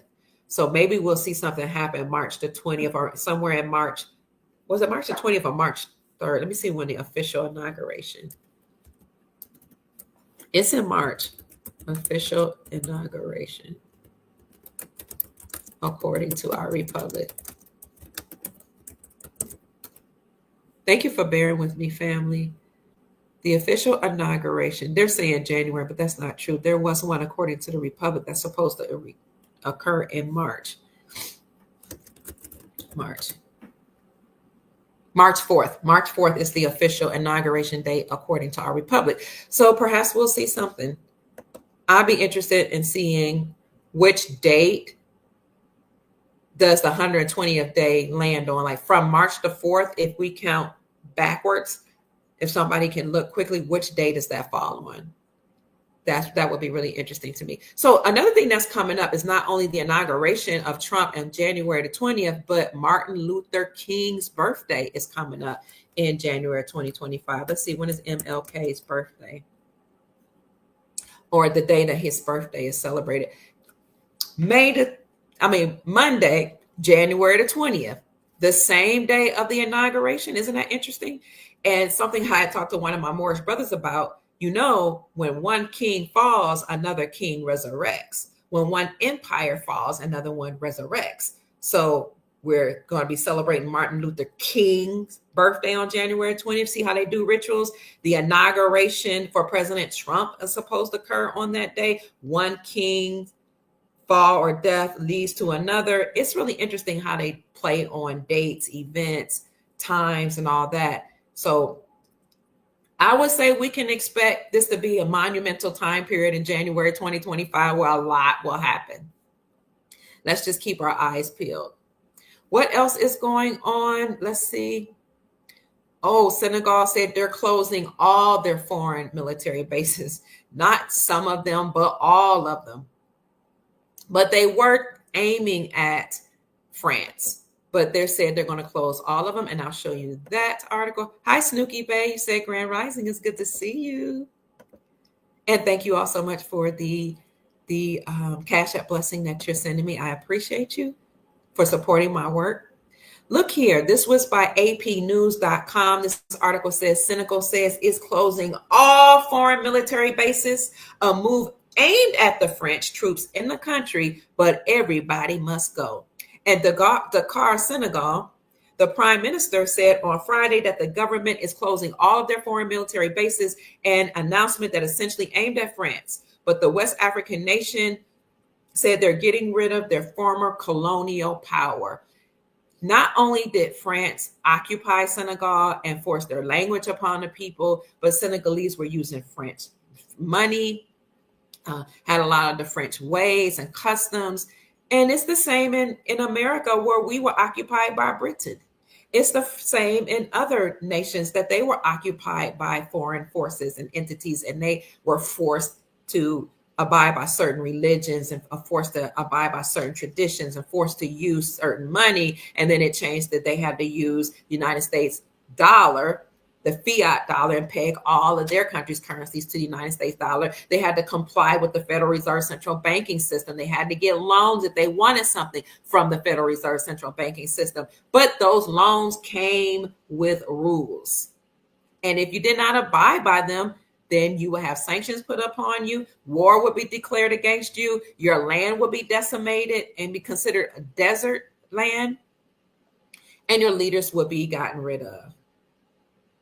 Well, this prime minister, Sonko of Senegal, he did not officially name the French troops, but they said there no other foreign, they had no other foreign forces had bases in Senegal at the time that he made his announcement. France has suffered similar setbacks in several West Africa countries in recent years, including Chad, Niger, and Burkina Faso, as I said, and one of them that they did mention is Mali, where French troops that have been on their grounds for many years have been kicked out. So good for Africa. Africa is on the rise. Not only did these French occupied colonized countries kick out the France, but Burkina Faso just announced that they had mined 44 gold bars. And then in December, they had this big celebration of formally announcing that they were now mining gold and creating gold bars. Listen, Burkina Faso is not playing. African nations are not playing with these people. Let me see if I can find that article for you. Burkina Faso receives 44 gold bars. They received 44 gold bars that weighed 93 kilograms, or I don't know if it's kg, from processing mining waste. Burkina Faso's government receives its first gold bars after processing fine coal cargoes abandoned at a particular mine, the Essakane mine. Prime Minister, I don't know how to say his name, Ouedraogo, I don't know how to say his name, received the gold bars on Tuesday on behalf of the president. Fine coal refers to the residue or leftover materials after gold extraction, the article asserts. These materials still contain certain amounts of gold that can be further processed to extract the remaining precious metal. So not only that, but the article go on to assert that fine coal will no longer be processed abroad. It will now be handled by Burkinabe's chemists, Burkina Faso's chemists, to support the national economy and ensure sustainable development that benefits all their nations.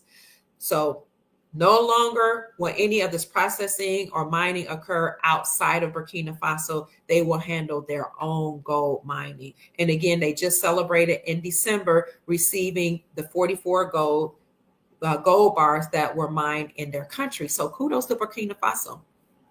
In other news, and in a video that my daughter sent me, Burkina Faso made some serious claims. They said that we are reclaiming our national assets as we unveil our first 44 gold bars.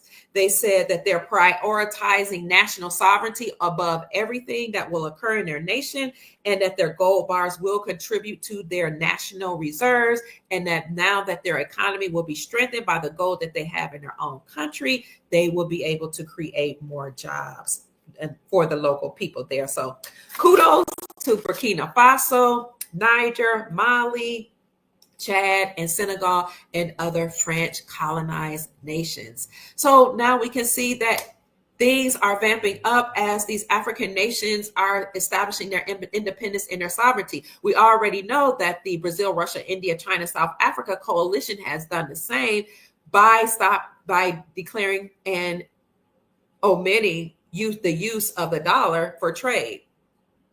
Also note that the contract between the United States, America Incorporated, and Saudi Arabia, those contracts were not renewed as of June and July-ish this summer. They didn't renew the contract that they would now export oil to the United States of America in exchange for the United States of America Incorporated protecting the Saudi kingdom. So when those contracts were not renewed, we knew everything was solidified. But again, Saudi Arabia had secretively joined BRICS in 2022, so it was a wrap then.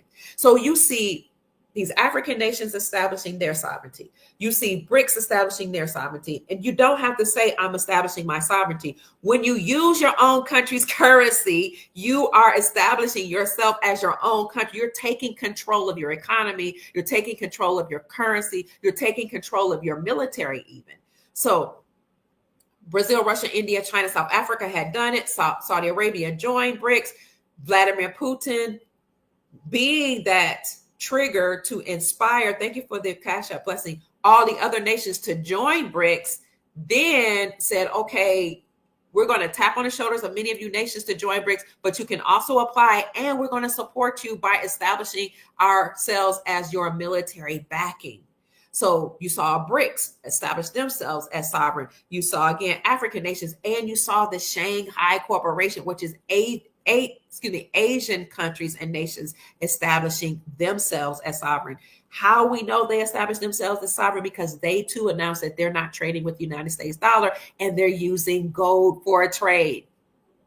So now you have the whole world agreeing to use gold for trade. And here in America, as I've shown you many times, the Sound Money Defense League finally reported, after I have been saying this since 2020, that these countries are returning to the gold countries. Actually, I reported in 2017, but in 2020, I did a report in a podcast showing you the 13 states in America that were already using silver and gold as legal tender. Reported in 2017 that it's going to happen, that all countries all over the world will do it.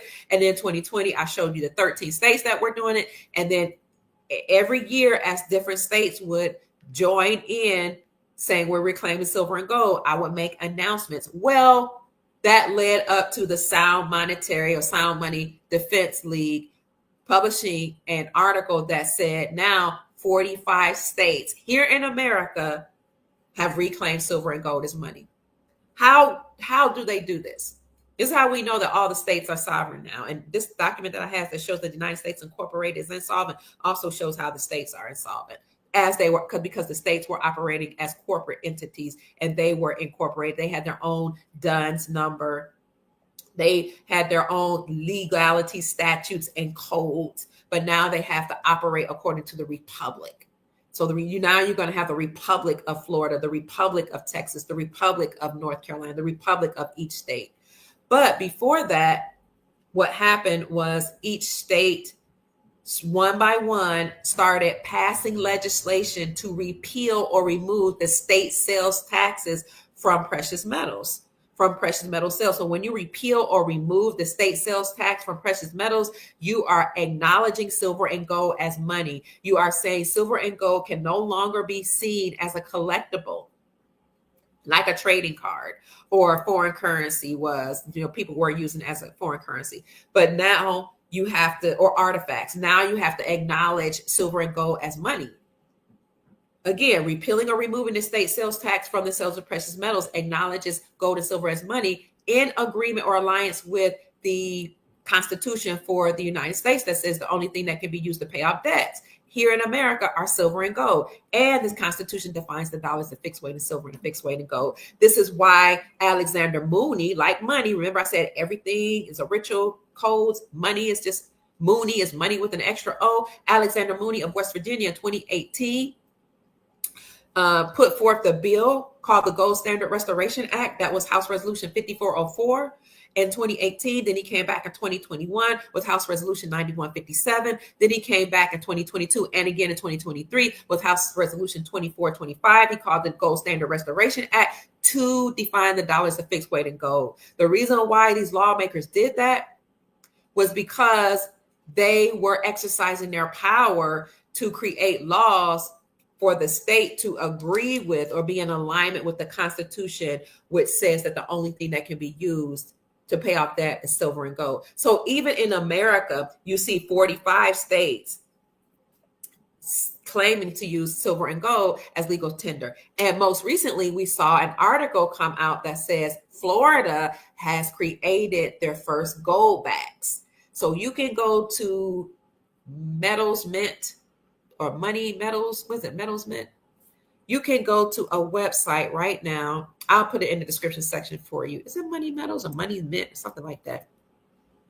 You can go to a website. Actually, you can go to a couple websites and put your name on a waiting list for Florida gold backs. What are Florida gold backs? Florida gold backs are gold aurum notes, 14 karat gold pressed on a note that can be used as currency or legal tender to buy local goods and services. We already had 13 states that's been doing this for over a decade, using silver and gold as legal tender to buy local goods and services. And again, I've been talking about this over the years. It's been it's not been quite, it hasn't been a decade, but I've been talking about this for a long time, saying you can use silver and gold as legal tenders in certain states. And I came on Dr. Ray Hagan's, for those of you that know him, his podcast in 2020, and I named those states. But Florida now has created their gold backs. They will become available on January the 15th. A lot is happening on January the 15th. So here, though, are the 13 states that would use gold and silver as legal tender, for those of you who had never heard that before. And so when I was telling people a long time ago to get silver and gold, people would tell me, I can't afford silver and gold. What are you talking about? And I would tell them, instead of saying what you can't do, let's try to make a way. And I said, let's see what you can do. Ask yourself, what can I do? So back in 2017, 2018, 2019, you could buy gold aurum notes, like a few notes, like three to five notes. Excuse me, I'm getting phone calls. You could buy notes for as little as $6.50. I remember that. Now they're like $27. So this was something that, the states were doing, because in those states, for the people who knew, again, you could buy local goods and services with silver and gold, but we, the people, most of us didn't know it. Let me see if I can find those 13 states. Here is an article that talks about the 13 states that had allowed you to use silver and gold since like, I want to say 2017, or maybe even before that. The 13 states, but now 45 states have reclaimed silver and gold as money, okay? And you can get Florida gold backs by looking up websites where to get Florida gold backs. And I'll put one of those places in the description section. Put your name on a waiting list. Again, it's 24 karat gold. It's like 1/1000th of a 1/1000th or 1/1000th. I think it's 1/1000th of a troy ounce of gold. But the 14 karat gold is pressed onto a note, and you can buy local goods and services with those notes. This article was by mintstategold.com. This particular article was published. This one was published in 2020. There are some that predate 2020, but it says several states are beginning to accept gold and silver as cash. Louisiana, Utah, Texas, West Virginia, Wyoming, Arizona, Kansas, Oklahoma, Indiana, Missouri, Tennessee, South Carolina, and more. Very interesting. But again, the Sound Money Monetary Defense League just came out with the article. One article says 45 states reclaim silver and gold as money. Another article says more than 45 states repealed the state sales taxes from the sales of precious metals. And then the subtitle is these states reclaim silver and gold as money. There's also an article out by King's World that was published in February of 2023 that says the world is hurtling back toward gold as money. And I did make that announcement on February or on the 16th when that article was published of 2023. So just for you who didn't know it, thank you, family, for 1,042 people being in the chat. God bless you. Have a smile on you. This article by King's World family says the world is hurtling back toward gold as money. And it goes on to say that the consequences of Russia and her Asian allies embracing gold backing for their currencies are poorly misunderstood in Western capital markets. This move could lead to the destruction of the global fiat currency system. It says it could lead. We know it will lead. A move towards gold is a move towards decimating the global fiat currency system. According to evidence which is widely ignored in Western capital markets, a move by Russia to put a new trade settlement currency and possibly the Russian ruble as well onto a new gold standard is becoming a certainty. As a weapon of mass fiat currency destruction, the timing is probably bound up in on-the-ground military considerations, which are already showing signs of escalating in eastern Ukraine. That goes back to, that supports my claim. Vladimir Putin was the trigger. You see them mention Ukraine. He went to Ukraine.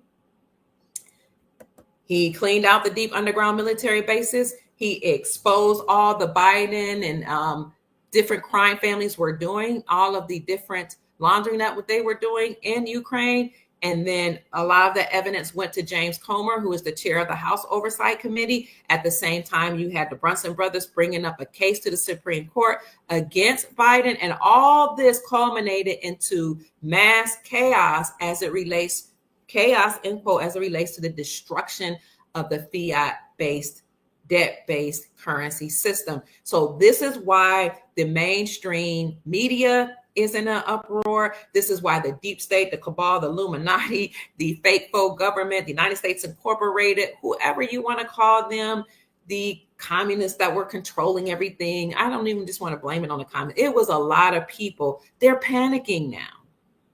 The good news, though, in addition to all of this, is that a couple years ago, 400 million people defected from the CCP, the Chinese Communist Party. They said, we're not doing this anymore. We're stepping down. And then they had a huge celebration in New York that they called Taidong. That happened 2 years ago. So all of this is happening, family, at the same time that the military alliance or Earth Alliance is making sure that Nasara and Jassara will be officially announced, whether that happens through an official emergency broadcast system announcement or some other medium. We don't know, but it will happen officially. So all that's happening, family. All the world is establishing their sovereignty. And as it relates to what's going on in BRICS, we have BRICS continuing to grow. Okay, in 2022, 85% of the global population had joined BRICS anyway.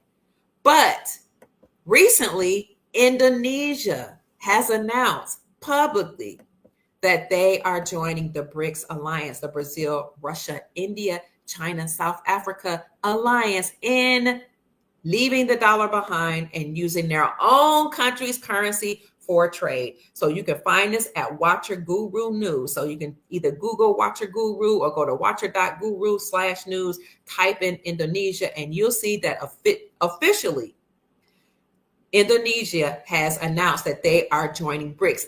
And this was published today, J6 or January the 6th, 2025. So let me see if I can read just a little bit about that. In a move that showcases a further expansion of the economic alliance, the BRICS bloc has welcomed Indonesia as a full member.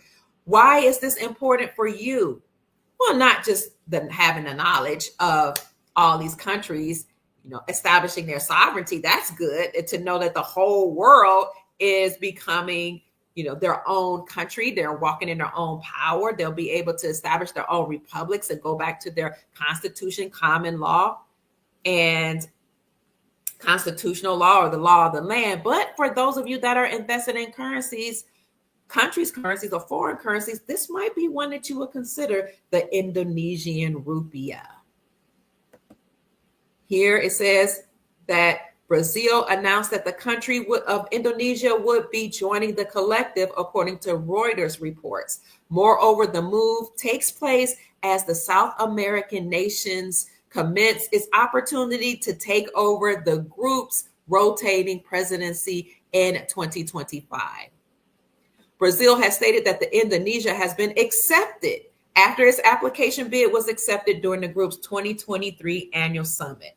The Asian nation of Indonesia has requested its acceptance be halted amid presidential elections last year, where their president was officially elected, but now Indonesia has become, according to this article, the 10th member of the growing economic group.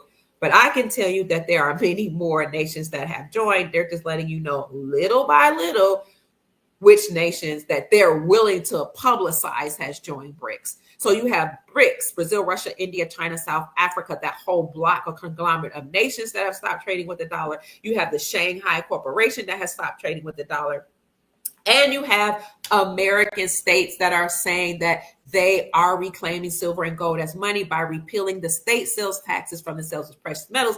And you saw bills announced that will repeal capital gains taxes from the sales of precious metals. So you can have precious metals now, you can sell them, you can buy them, you can have and exchange your country's currencies. And when, in fact, this bill is lawfully passed, there will be no capital gains tax on your exchange of your foreign currency. So foreign currency exchange should be a no tax event because, again, capital gains taxes, there was a bill that was brought upon by a lawmaker to remove capital gains tax from the sales of precious metals and currency because precious metals are not collectibles. They cannot be seen as collectibles. So what happened was when the deep state took us off the gold standard and they brought forth the United States dollar debt-based, fiat-based system into our reality, they allowed gold and silver to have a capital gains tax because they saw silver and gold as a mere collectible or as a relic. So then you could put capital gains taxes on it.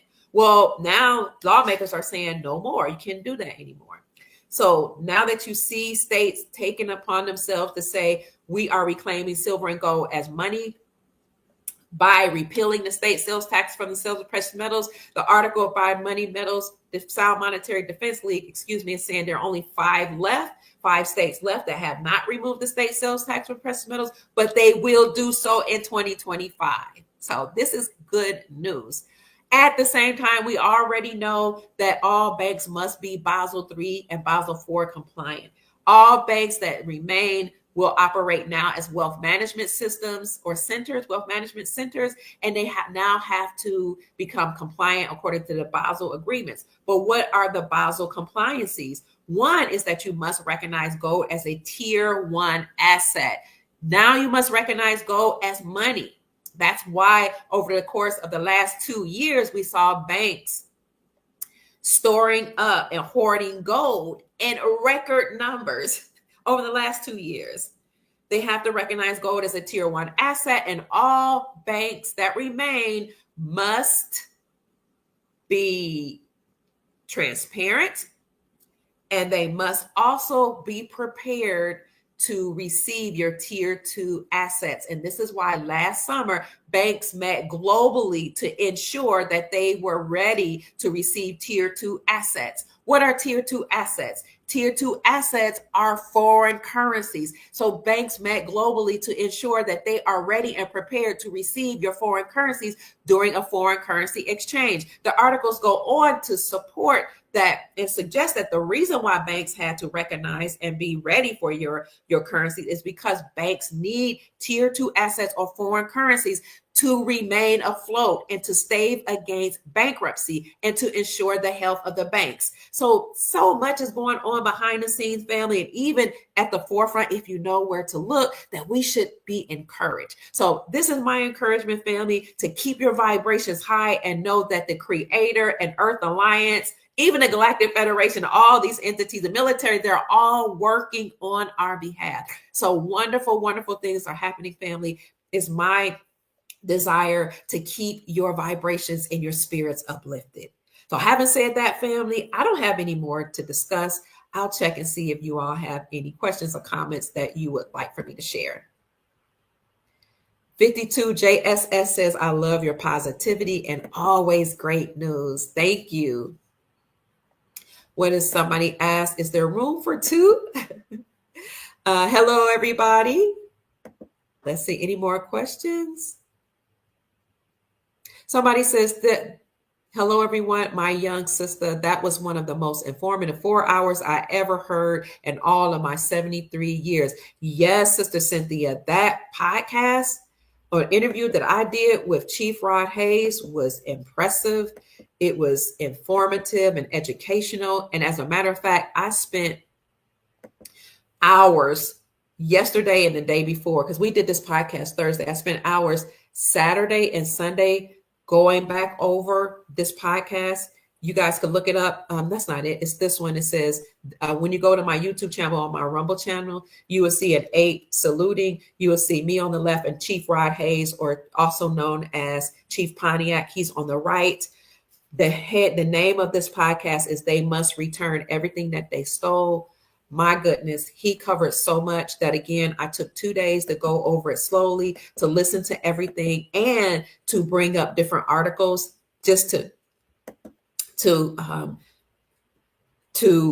align those articles with everything that he said. And it was just beautiful to see how I could find all of these drops or nuggets of information that he said in videos and in articles. I just had to know where to go. It was beautiful. Thank you so much for saying that. She said in all her 73 years, that was the most informative 4 hours that she ever heard. So I would encourage you to go back and look at that video. Everything that they stole from us, they must return.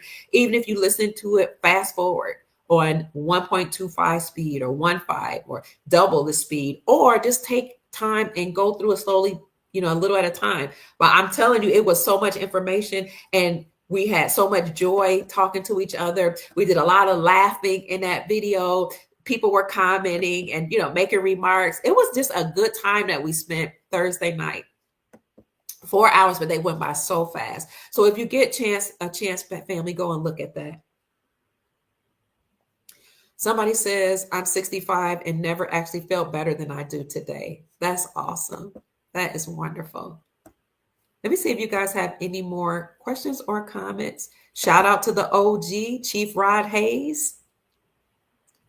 7VP says, what is the Indonesian money? The Indonesian money is called the Indonesian rupiah.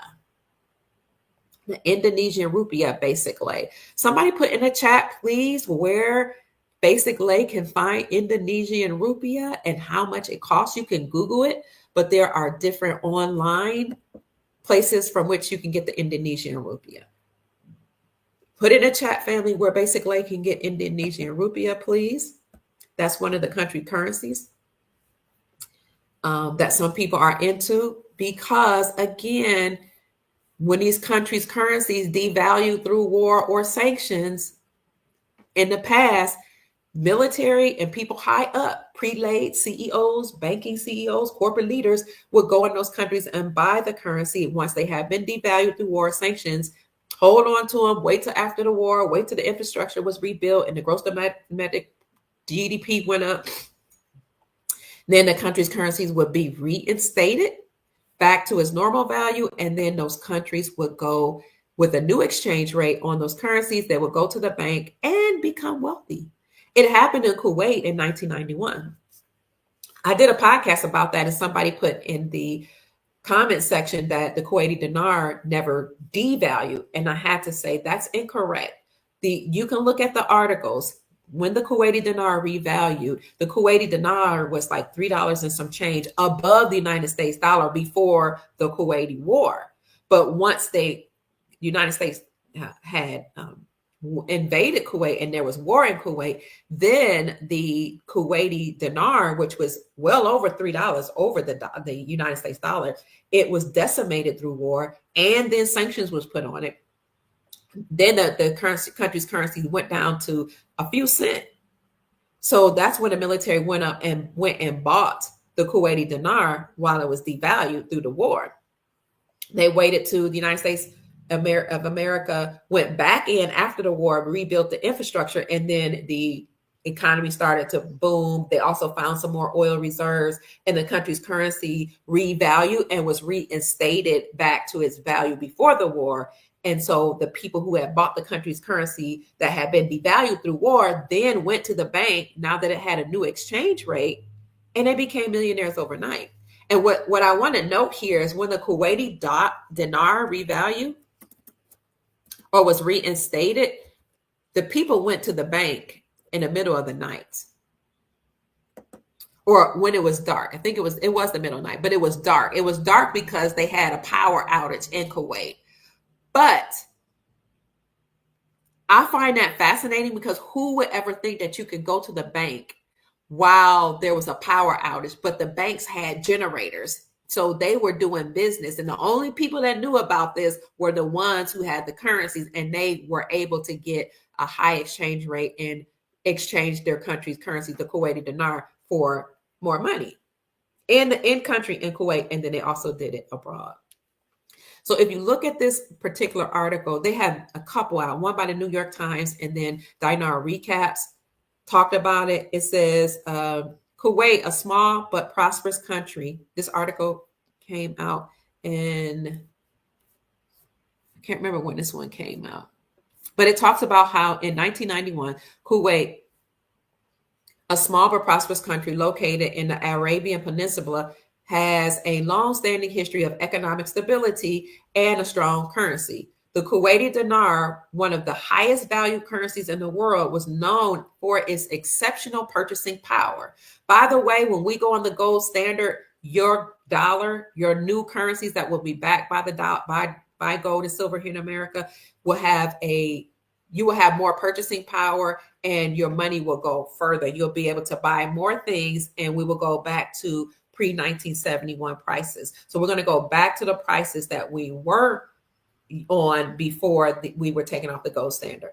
So this article says that the Kuwaiti dinar was one of the highest valued currencies in the world, known for its exceptional purchasing power. However, there have been some instances in Kuwait, and I'm bringing Kuwait as an example for you so you can see that currencies do revalue, or they are reinstated, because some of you have countries' currencies like the Iraqi dinar and other currencies.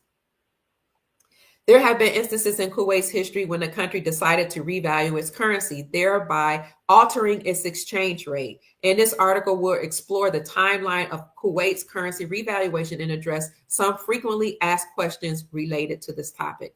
Let me make sure. Can you all? Oh, you guys can't see that. I'm sorry. I'm glad I checked. I'll bring up the screen for those of you who are on YouTube and Rumble, so you can see that. Let me close this. I had to close that ad. Can you see it, family? Now? Awesome. We're going to get back to the article in 1 minute. Hold on. Okay, let's get back to this. The timeline of Kuwaiti's currency revaluation. Number one, the introduction of the Kuwaiti dinar. It was introduced in 1960, replacing the Gulf rupee as the official currency at the time of Kuwait. Of this article, it says it was initially pegged to the British pound sterling. Number two, the second point of the article, they switched to the United States dollar peg. In 1975, Kuwait decided to peg its currency to the United States dollar instead of the British pound. This move was primarily influenced by the growing economic ties between Kuwait and the United States. Then the third point of the article, it says there was an invasion by Iraq and currency devaluation occurred. So in 1990, Kuwait faced a catastrophic invasion by Iraq, which resulted in the occupation of the country for 7 whole months. During that time period, the Iraqi government imposed a new currency, rendering the Kuwaiti dinar temporarily worthless. That leads to the fourth point: liberation and restoration of the Kuwaiti dinar. Following the liberation of Kuwait in 1991, the Kuwaiti dinar was restored as the official currency. To reestablish confidence in the currency, the Central Bank of Kuwait issued new banknotes, replacing the ones circulated during the occupation. Fifth, we're going to talk about currency revaluation. The most significant revaluation of the Kuwaiti dinar occurred in 1991 when the currency was reinstated. That's what they're calling things, this a revaluation, but it's actually called a reinstatement when you reinstate the country's currency back to where it was pre-war or pre-sanctions.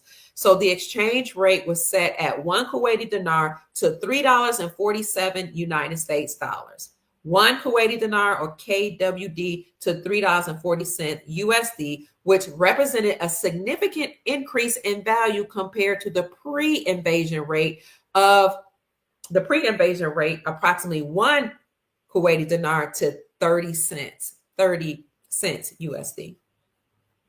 Stability and continued peg to the USD. Since the revaluation, Kuwait has maintained a stable exchange rate with the United States dollar, with the Central Bank of Kuwait meticulously maintaining the currency's value. And so it goes on to ask questions.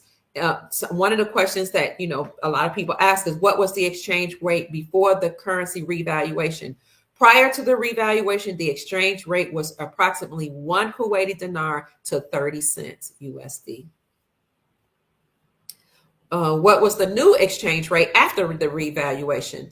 The exchange rate after revaluation was set at 1 Kuwaiti dinar to $3.47. And then it goes on to add, where people have more questions, they answer questions in that article. So that's just one article about the revaluation or reinstatement of the Kuwaiti dinar. And I'll see if I can find another one for you, Kuwait. And for those of you who aren't sure about whether or not Iraq's currency will be reinstated or revalued, let me turn you to a podcast that I did. When did I do that podcast about the dinar? On my YouTube and Rumble channel, you'll see me standing with, let me see if I can do that, with my hands on my hips. And I have the Iraqi flag as the background or the cover, and it says Iraqi News. The title of that podcast is called Central Bank of Iraq Announced Their Banks Are Officially International. That's news that you guys need to pay attention to. So look at that particular video. In that video, I talk about how President Trump said in an interview a few years ago that we have billions of Iraqi dinar sitting in our banks right now. He said, we're going to pay these countries for us protecting them during wars. And the Fox interviewer asked, how are you going to make them pay you? And he said, well, we already made South Korea pay us. They paid us $500 million, and we made Afghanistan pay us. And she said, oh, are you going to make Iraq pay you? What are you going to do? I put that interview in this particular podcast that I did. He said, of course, I'm going to make them pay us, because not only did we protect Iraq, but we rebuilt their infrastructure. We rebuilt their infrastructure way more than anything, or better than anything that we have ever done in New York. So he said, not only are we going to make them pay us, we already have billions of their dollars of Iraqi dinar sitting in our banks right now. So I just want to say that, family, to keep you encouraged and to let you know that things are working in our favor and on our behalf. Here is an article by Treasury Vault that says there are 3 reasons the Kuwaiti dinar surged after the Iraqi invasion. So again, this supports my claim that currencies do revalue and they are reinstated. Here is the article for you here, and I'll put that in the description section of my YouTube channel and my Rumble channel. Here are 3 reasons the Kuwaiti dinar surged after the Iraqi invasion. Number 1, the Central Bank of Kuwait reissued the Kuwaiti dinar after the country regained its independence. You see how sovereignty is important. Once you become sovereign and you regain your independence, you have control over your money. No longer will you have somebody else's face printed on your money, and no longer will you have to pay taxes to another nation. The Central Bank of Kuwait enforced a strict policy of currency control to protect the value of their currency, and the Central Bank of Kuwait controlled the currency because Kuwait is an oil-rich country with a stable economy. All of the nations over the world have some type of wealth attached to it.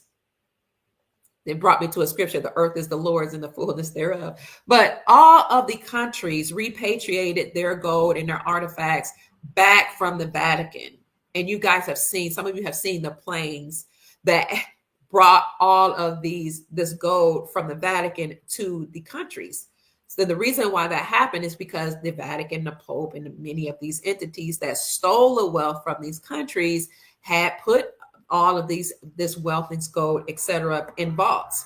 Well, now the countries have repatriated their gold back to them and their artifacts back to them. And now these countries are mining their own gold. You see articles come out that said that, for example, Ghana has minted their gold coins. You saw Zimbabwe now have the Zimbabwean ZiG, the Zimbabwean gold-backed currency. I've talked to you about how Russia had the strongest performing currency in the world by using its own Russian ruble. They backed it by gold. They were the strongest performing currency in 2022. You see the BRICS coalition, Shanghai Corporation, all the Asian nations, everybody, the African nations kicking out the French, kicking out colonists all across the African continent, and they're forming their own African alliances with the backing of the Russian military. So all of these nations are reestablishing their sovereignty by kicking out colonists or kicking out European nations of the United States Incorporated, by no longer trading using the United States dollar, no longer getting oil from Saudi Arabia. And if they do now they can use their own country's currencies. Also, they're just making official formal announcements that they are taking control of their economy. They're taking control of their government. They're kicking out prime ministers and a whole finance cabinet in some of these countries, and they're becoming stronger and stronger as nations. So not only is this happening in Africa and the continent of Asia and other places, but here in America, you see states repealing the state sales tax from the sales of precious metals, which means that we're now using gold and silver as money. You see states saying we are releasing our own gold backs. So make sure you get some gold backs. Right now, the gold backs, let me see if I can show you Florida's gold backs. So you can see, for those of you who live in this great state of Florida, let me see, what that looks like. But these states are releasing their gold backs, and now they're saying you can use silver and gold as legal tender to buy local goods and services. At the same time, you have the Supreme Court of the United States officially overturning all of these governmental agencies and declaring them as treasonous and unconstitutional. So a lot is happening, family. And this is why President Trump, again, said that he is downsizing government and eliminating taxes, because all of this is working at the same time to totally decimate the deep state. So let me show you the new Florida gold backs. There are many different Florida gold back notes. Here, Metals Mint will announce theirs, or release theirs, January the 15th. But I see some on JM Bullion. Here is a 1/2 Florida gold back gold note. It says gold backs debuted with the release of the Utah gold backs, offering Americans the first form of spendable gold in nearly a century. Gold backs are designed with 24 karat gold and feature unique designs for each denomination, honoring the heritage of the state. So here is the 1/2 Florida gold. Oh, look at this. Here's a 1/2 Florida gold back for $2.62. Family, who would have known you can, this is pre-sale, you can get gold for as little as $2.62. Go to JM Bullion, JMBULLION.com, and type in Florida Goldbacks or Google Florida Goldbacks JM Bullion, and you will see this. Let me put this in the chat for those of you who can see it on YouTube and Rumble. I'm going to put it in the chat. Gold for $2.62. So again, it is 14 karat gold pressed onto a gold note, and it can be used as legal tender, but they have many gold backs, many different denominations. Let's see. Please note this is a pre-sale item and is expected to ship on or around January 30th. All orders containing this product will be held from shipping until at least January the 30th, 2025. This ship date may vary slightly as it's wholly dependent upon the mint meeting their production schedule. So again, the gold backs are designed with 24 karat gold and feature unique designs for each denomination, honoring the heritage of the state for which each series is issued. Florida is the latest state to have a gold back series, and it marks the debut of new denominations in the form of $1/2, $2, and 100 gold backs. Right now, $1/2 Florida gold back notes are available at JM Bullion, and they are available for $2.62. So the next time, family, you think about gold and silver, please do not say what you cannot afford. Ask yourself, how can I afford it? I've been saying this for years. Instead of saying what you can't do, ask, how can I? Growing up, my mother never allowed us to say can't. And we were raised, my mom was a single mom. She had me at 15, so she was a teenage mom. She had children that she was trying to raise. We were raised at below the poverty level. My dad, he had his own stuff going on. He was very ill growing up. He had some addictions as I got older. So a lot was going on in my mom's life, but she still never allowed us to say can't. As a matter of fact, if you were Lolita Johnson's child and you said can't, you got slapped in the mouth, literally. We weren't allowed to say can't, ever. To this day, we still tremble when we think about saying the word can't. I was in my mom's presence last year, and I was saying something. I was like, Mom, I can't. I was going to say, I can't remember. I haven't been able to remember such and such because I was triggered. Just that word just reminded me of getting backhanded. We don't say can't. So instead of saying you can't, ask yourself, how can I? And opportunities will open up, family, to you. So gold backs as little as $2.62. If you have pennies, if you have family, if you have a piggy bank, you can hopefully scrape up $2.62 so you can have gold in your possession. You can buy gold backs. There are some for $27. There's some for, a lot. But these gold back denominations, they contain real 0.999 gold, 24 karat gold. You can get gold backs. You can get silver and gold bullion, silver and gold coins. You can get all of this is 0.999 silver or gold.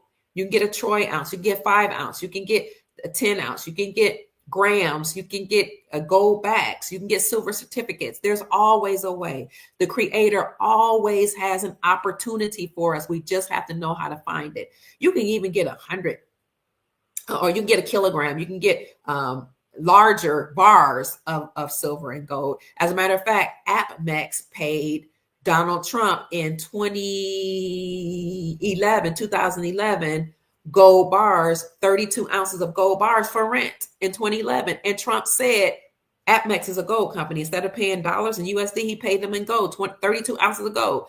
And Trump said then, this is probably or might be a precursor for what is to come.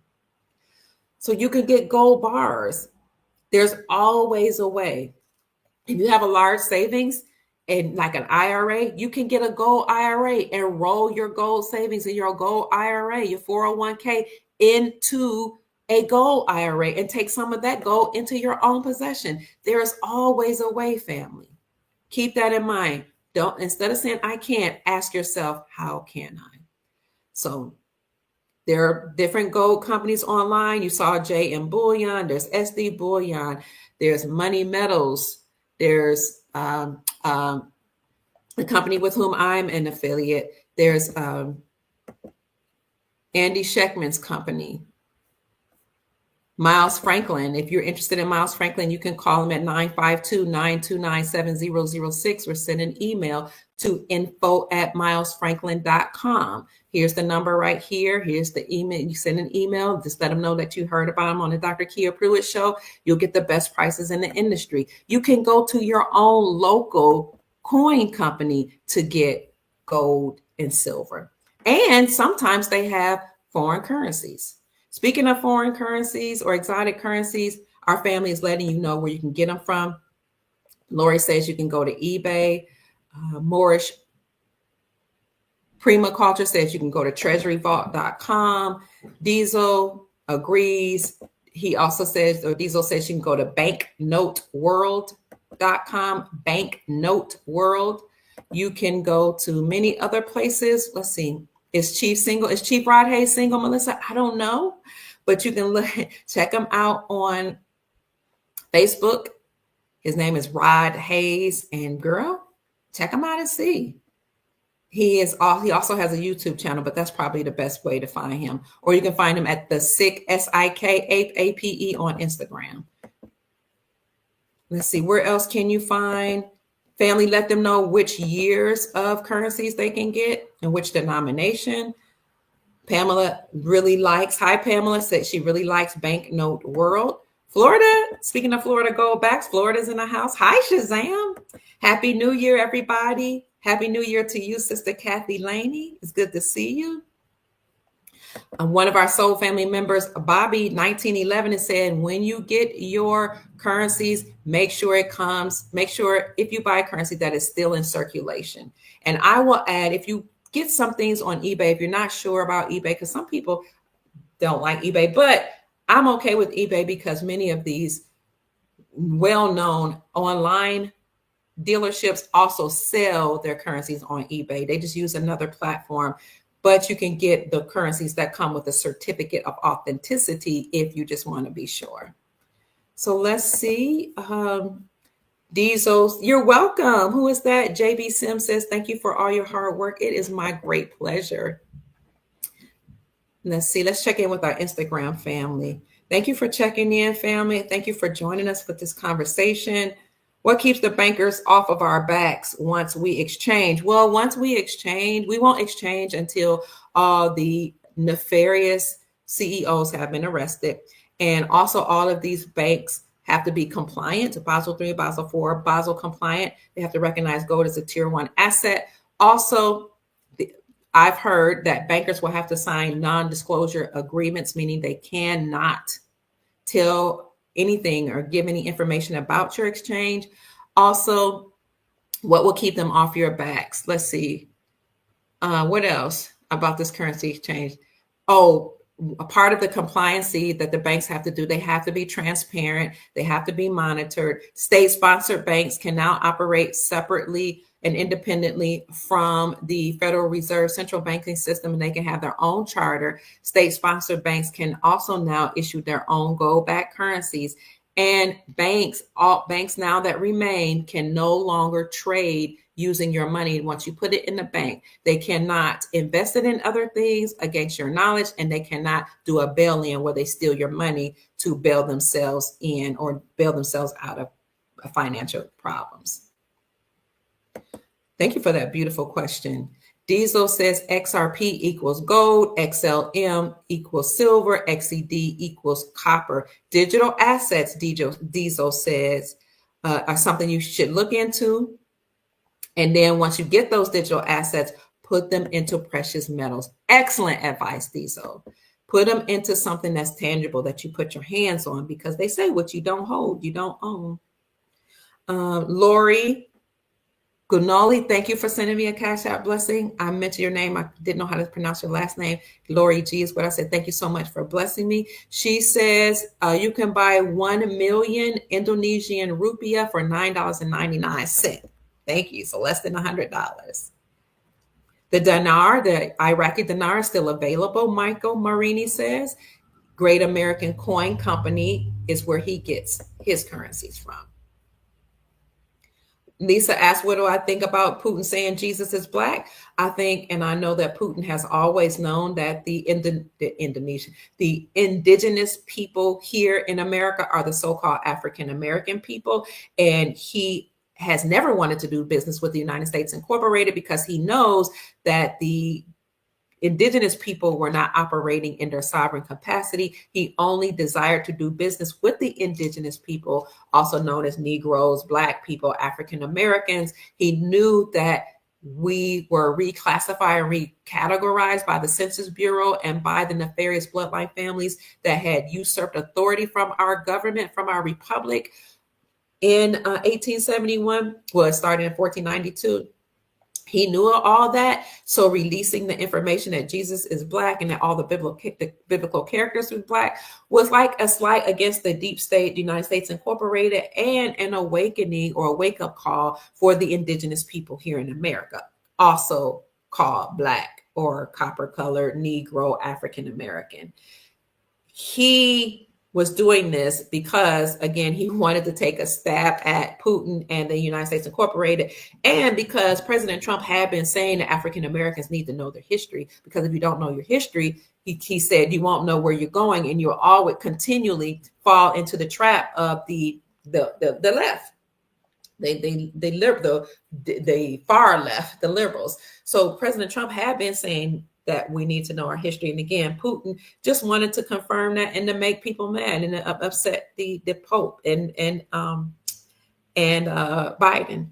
So Putin, Russia, the whole Republic for Russia has always done business with Al-Marak, the North Gate, Turtle Island, America. They didn't want to do business with the United States Incorporated. So they, again, were taking a stab at the deep state and trying to awaken the so-called black people here. Thank you so much, Michael, for the $4 super sticker. I appreciate the financial blessing. God bless you. Good evening, Magda from the Republic of South Africa. Remember I said all the nations will now be called Republic of. Sister Nancy says she lost her husband January the 15th, 2022. He passed away in his sleep. He had just been to the doctor the day before. And I told him not to get the jab, but I'm pretty sure he did. So anyway, they would force people to take the jab. I'm so sorry, Sister Nancy Freeman. God bless you. May the angels and the Creator comfort you. There are no words that I could say that will comfort you. And may your soul rest knowing that your husband is now an ancestor watching over you. I feel your pain, sister. I lost mine in January 2022 as well. Happy birthday to the good, bad, and corrupt. Chiming in on my on my YouTube channel. She says, the good, bad, and corrupt, I can't tell if you're female or male, says, wish me a happy birthday for January the 20th. Happy birthday, Martin Luther King's birthday celebration day, the inauguration day, and your birthday. What an amazing day to be alive. And an amazing time to be alive. Michael Marini says, I'm hearing $4.91 for the IQD or Iraqi dinar rate to one USD, but we just don't know until it happens. So a Jubilee is coming our way, family. I don't know if you can use foreign currency to buy gold bags. Probably now you have to use the USD for right now. Somebody is saying banknote world can be trusted. Thank you, Pamela. Let's see. Kathy says, Dr. Kia, much appreciated for all you do. I love you. Thank you so much. I love all of you. Hello, everyone. Sharon says, hailing in from South Carolina. And the good, bad, and corrupt says, make sure you get a private trust. We will all be on common law or constitutional law, the law of the land. So make sure when you do your currency revaluations or reinstatements or your currency exchanges that you put your currencies in a trust, family. So that's about it. You're welcome, Horatio. Thank you. Thank you, Michelle. I see you here. Jack Grove says we only have a little bit longer to wait. I appreciate all of my Instagram family for chiming in. Thank you on Rumble, Instagram, YouTube. LinkedIn, and both of my Facebook pages. I appreciate you so very much. I love you with all my heart and soul. I thank you for 1,072 people being in the chat. Please like the video, subscribe to the channel. Make sure you go over my last few live videos. The one we did Thursday night was phenomenal with Chief Rod Hayes. He just broke down history and where we are today in an amazing way. It was so invigorating, inspiring, and encouraging, family. Again, there's always a way. There's always a way to invest in something. Okay. Ask yourself, how can I? Instead of saying, I can't, how can I? Even if it looks like there's no way in your budget. I just showed you a way to get gold for less than $3, $2.72. So there's a way, family. You might have to sell some cans. And when I was a child, we would sell Coke bottles, maybe don't get your hair done by a professional. Do it yourself, or have a friend or your daughter to do it, or your mom to do your hair for just one time, and use that money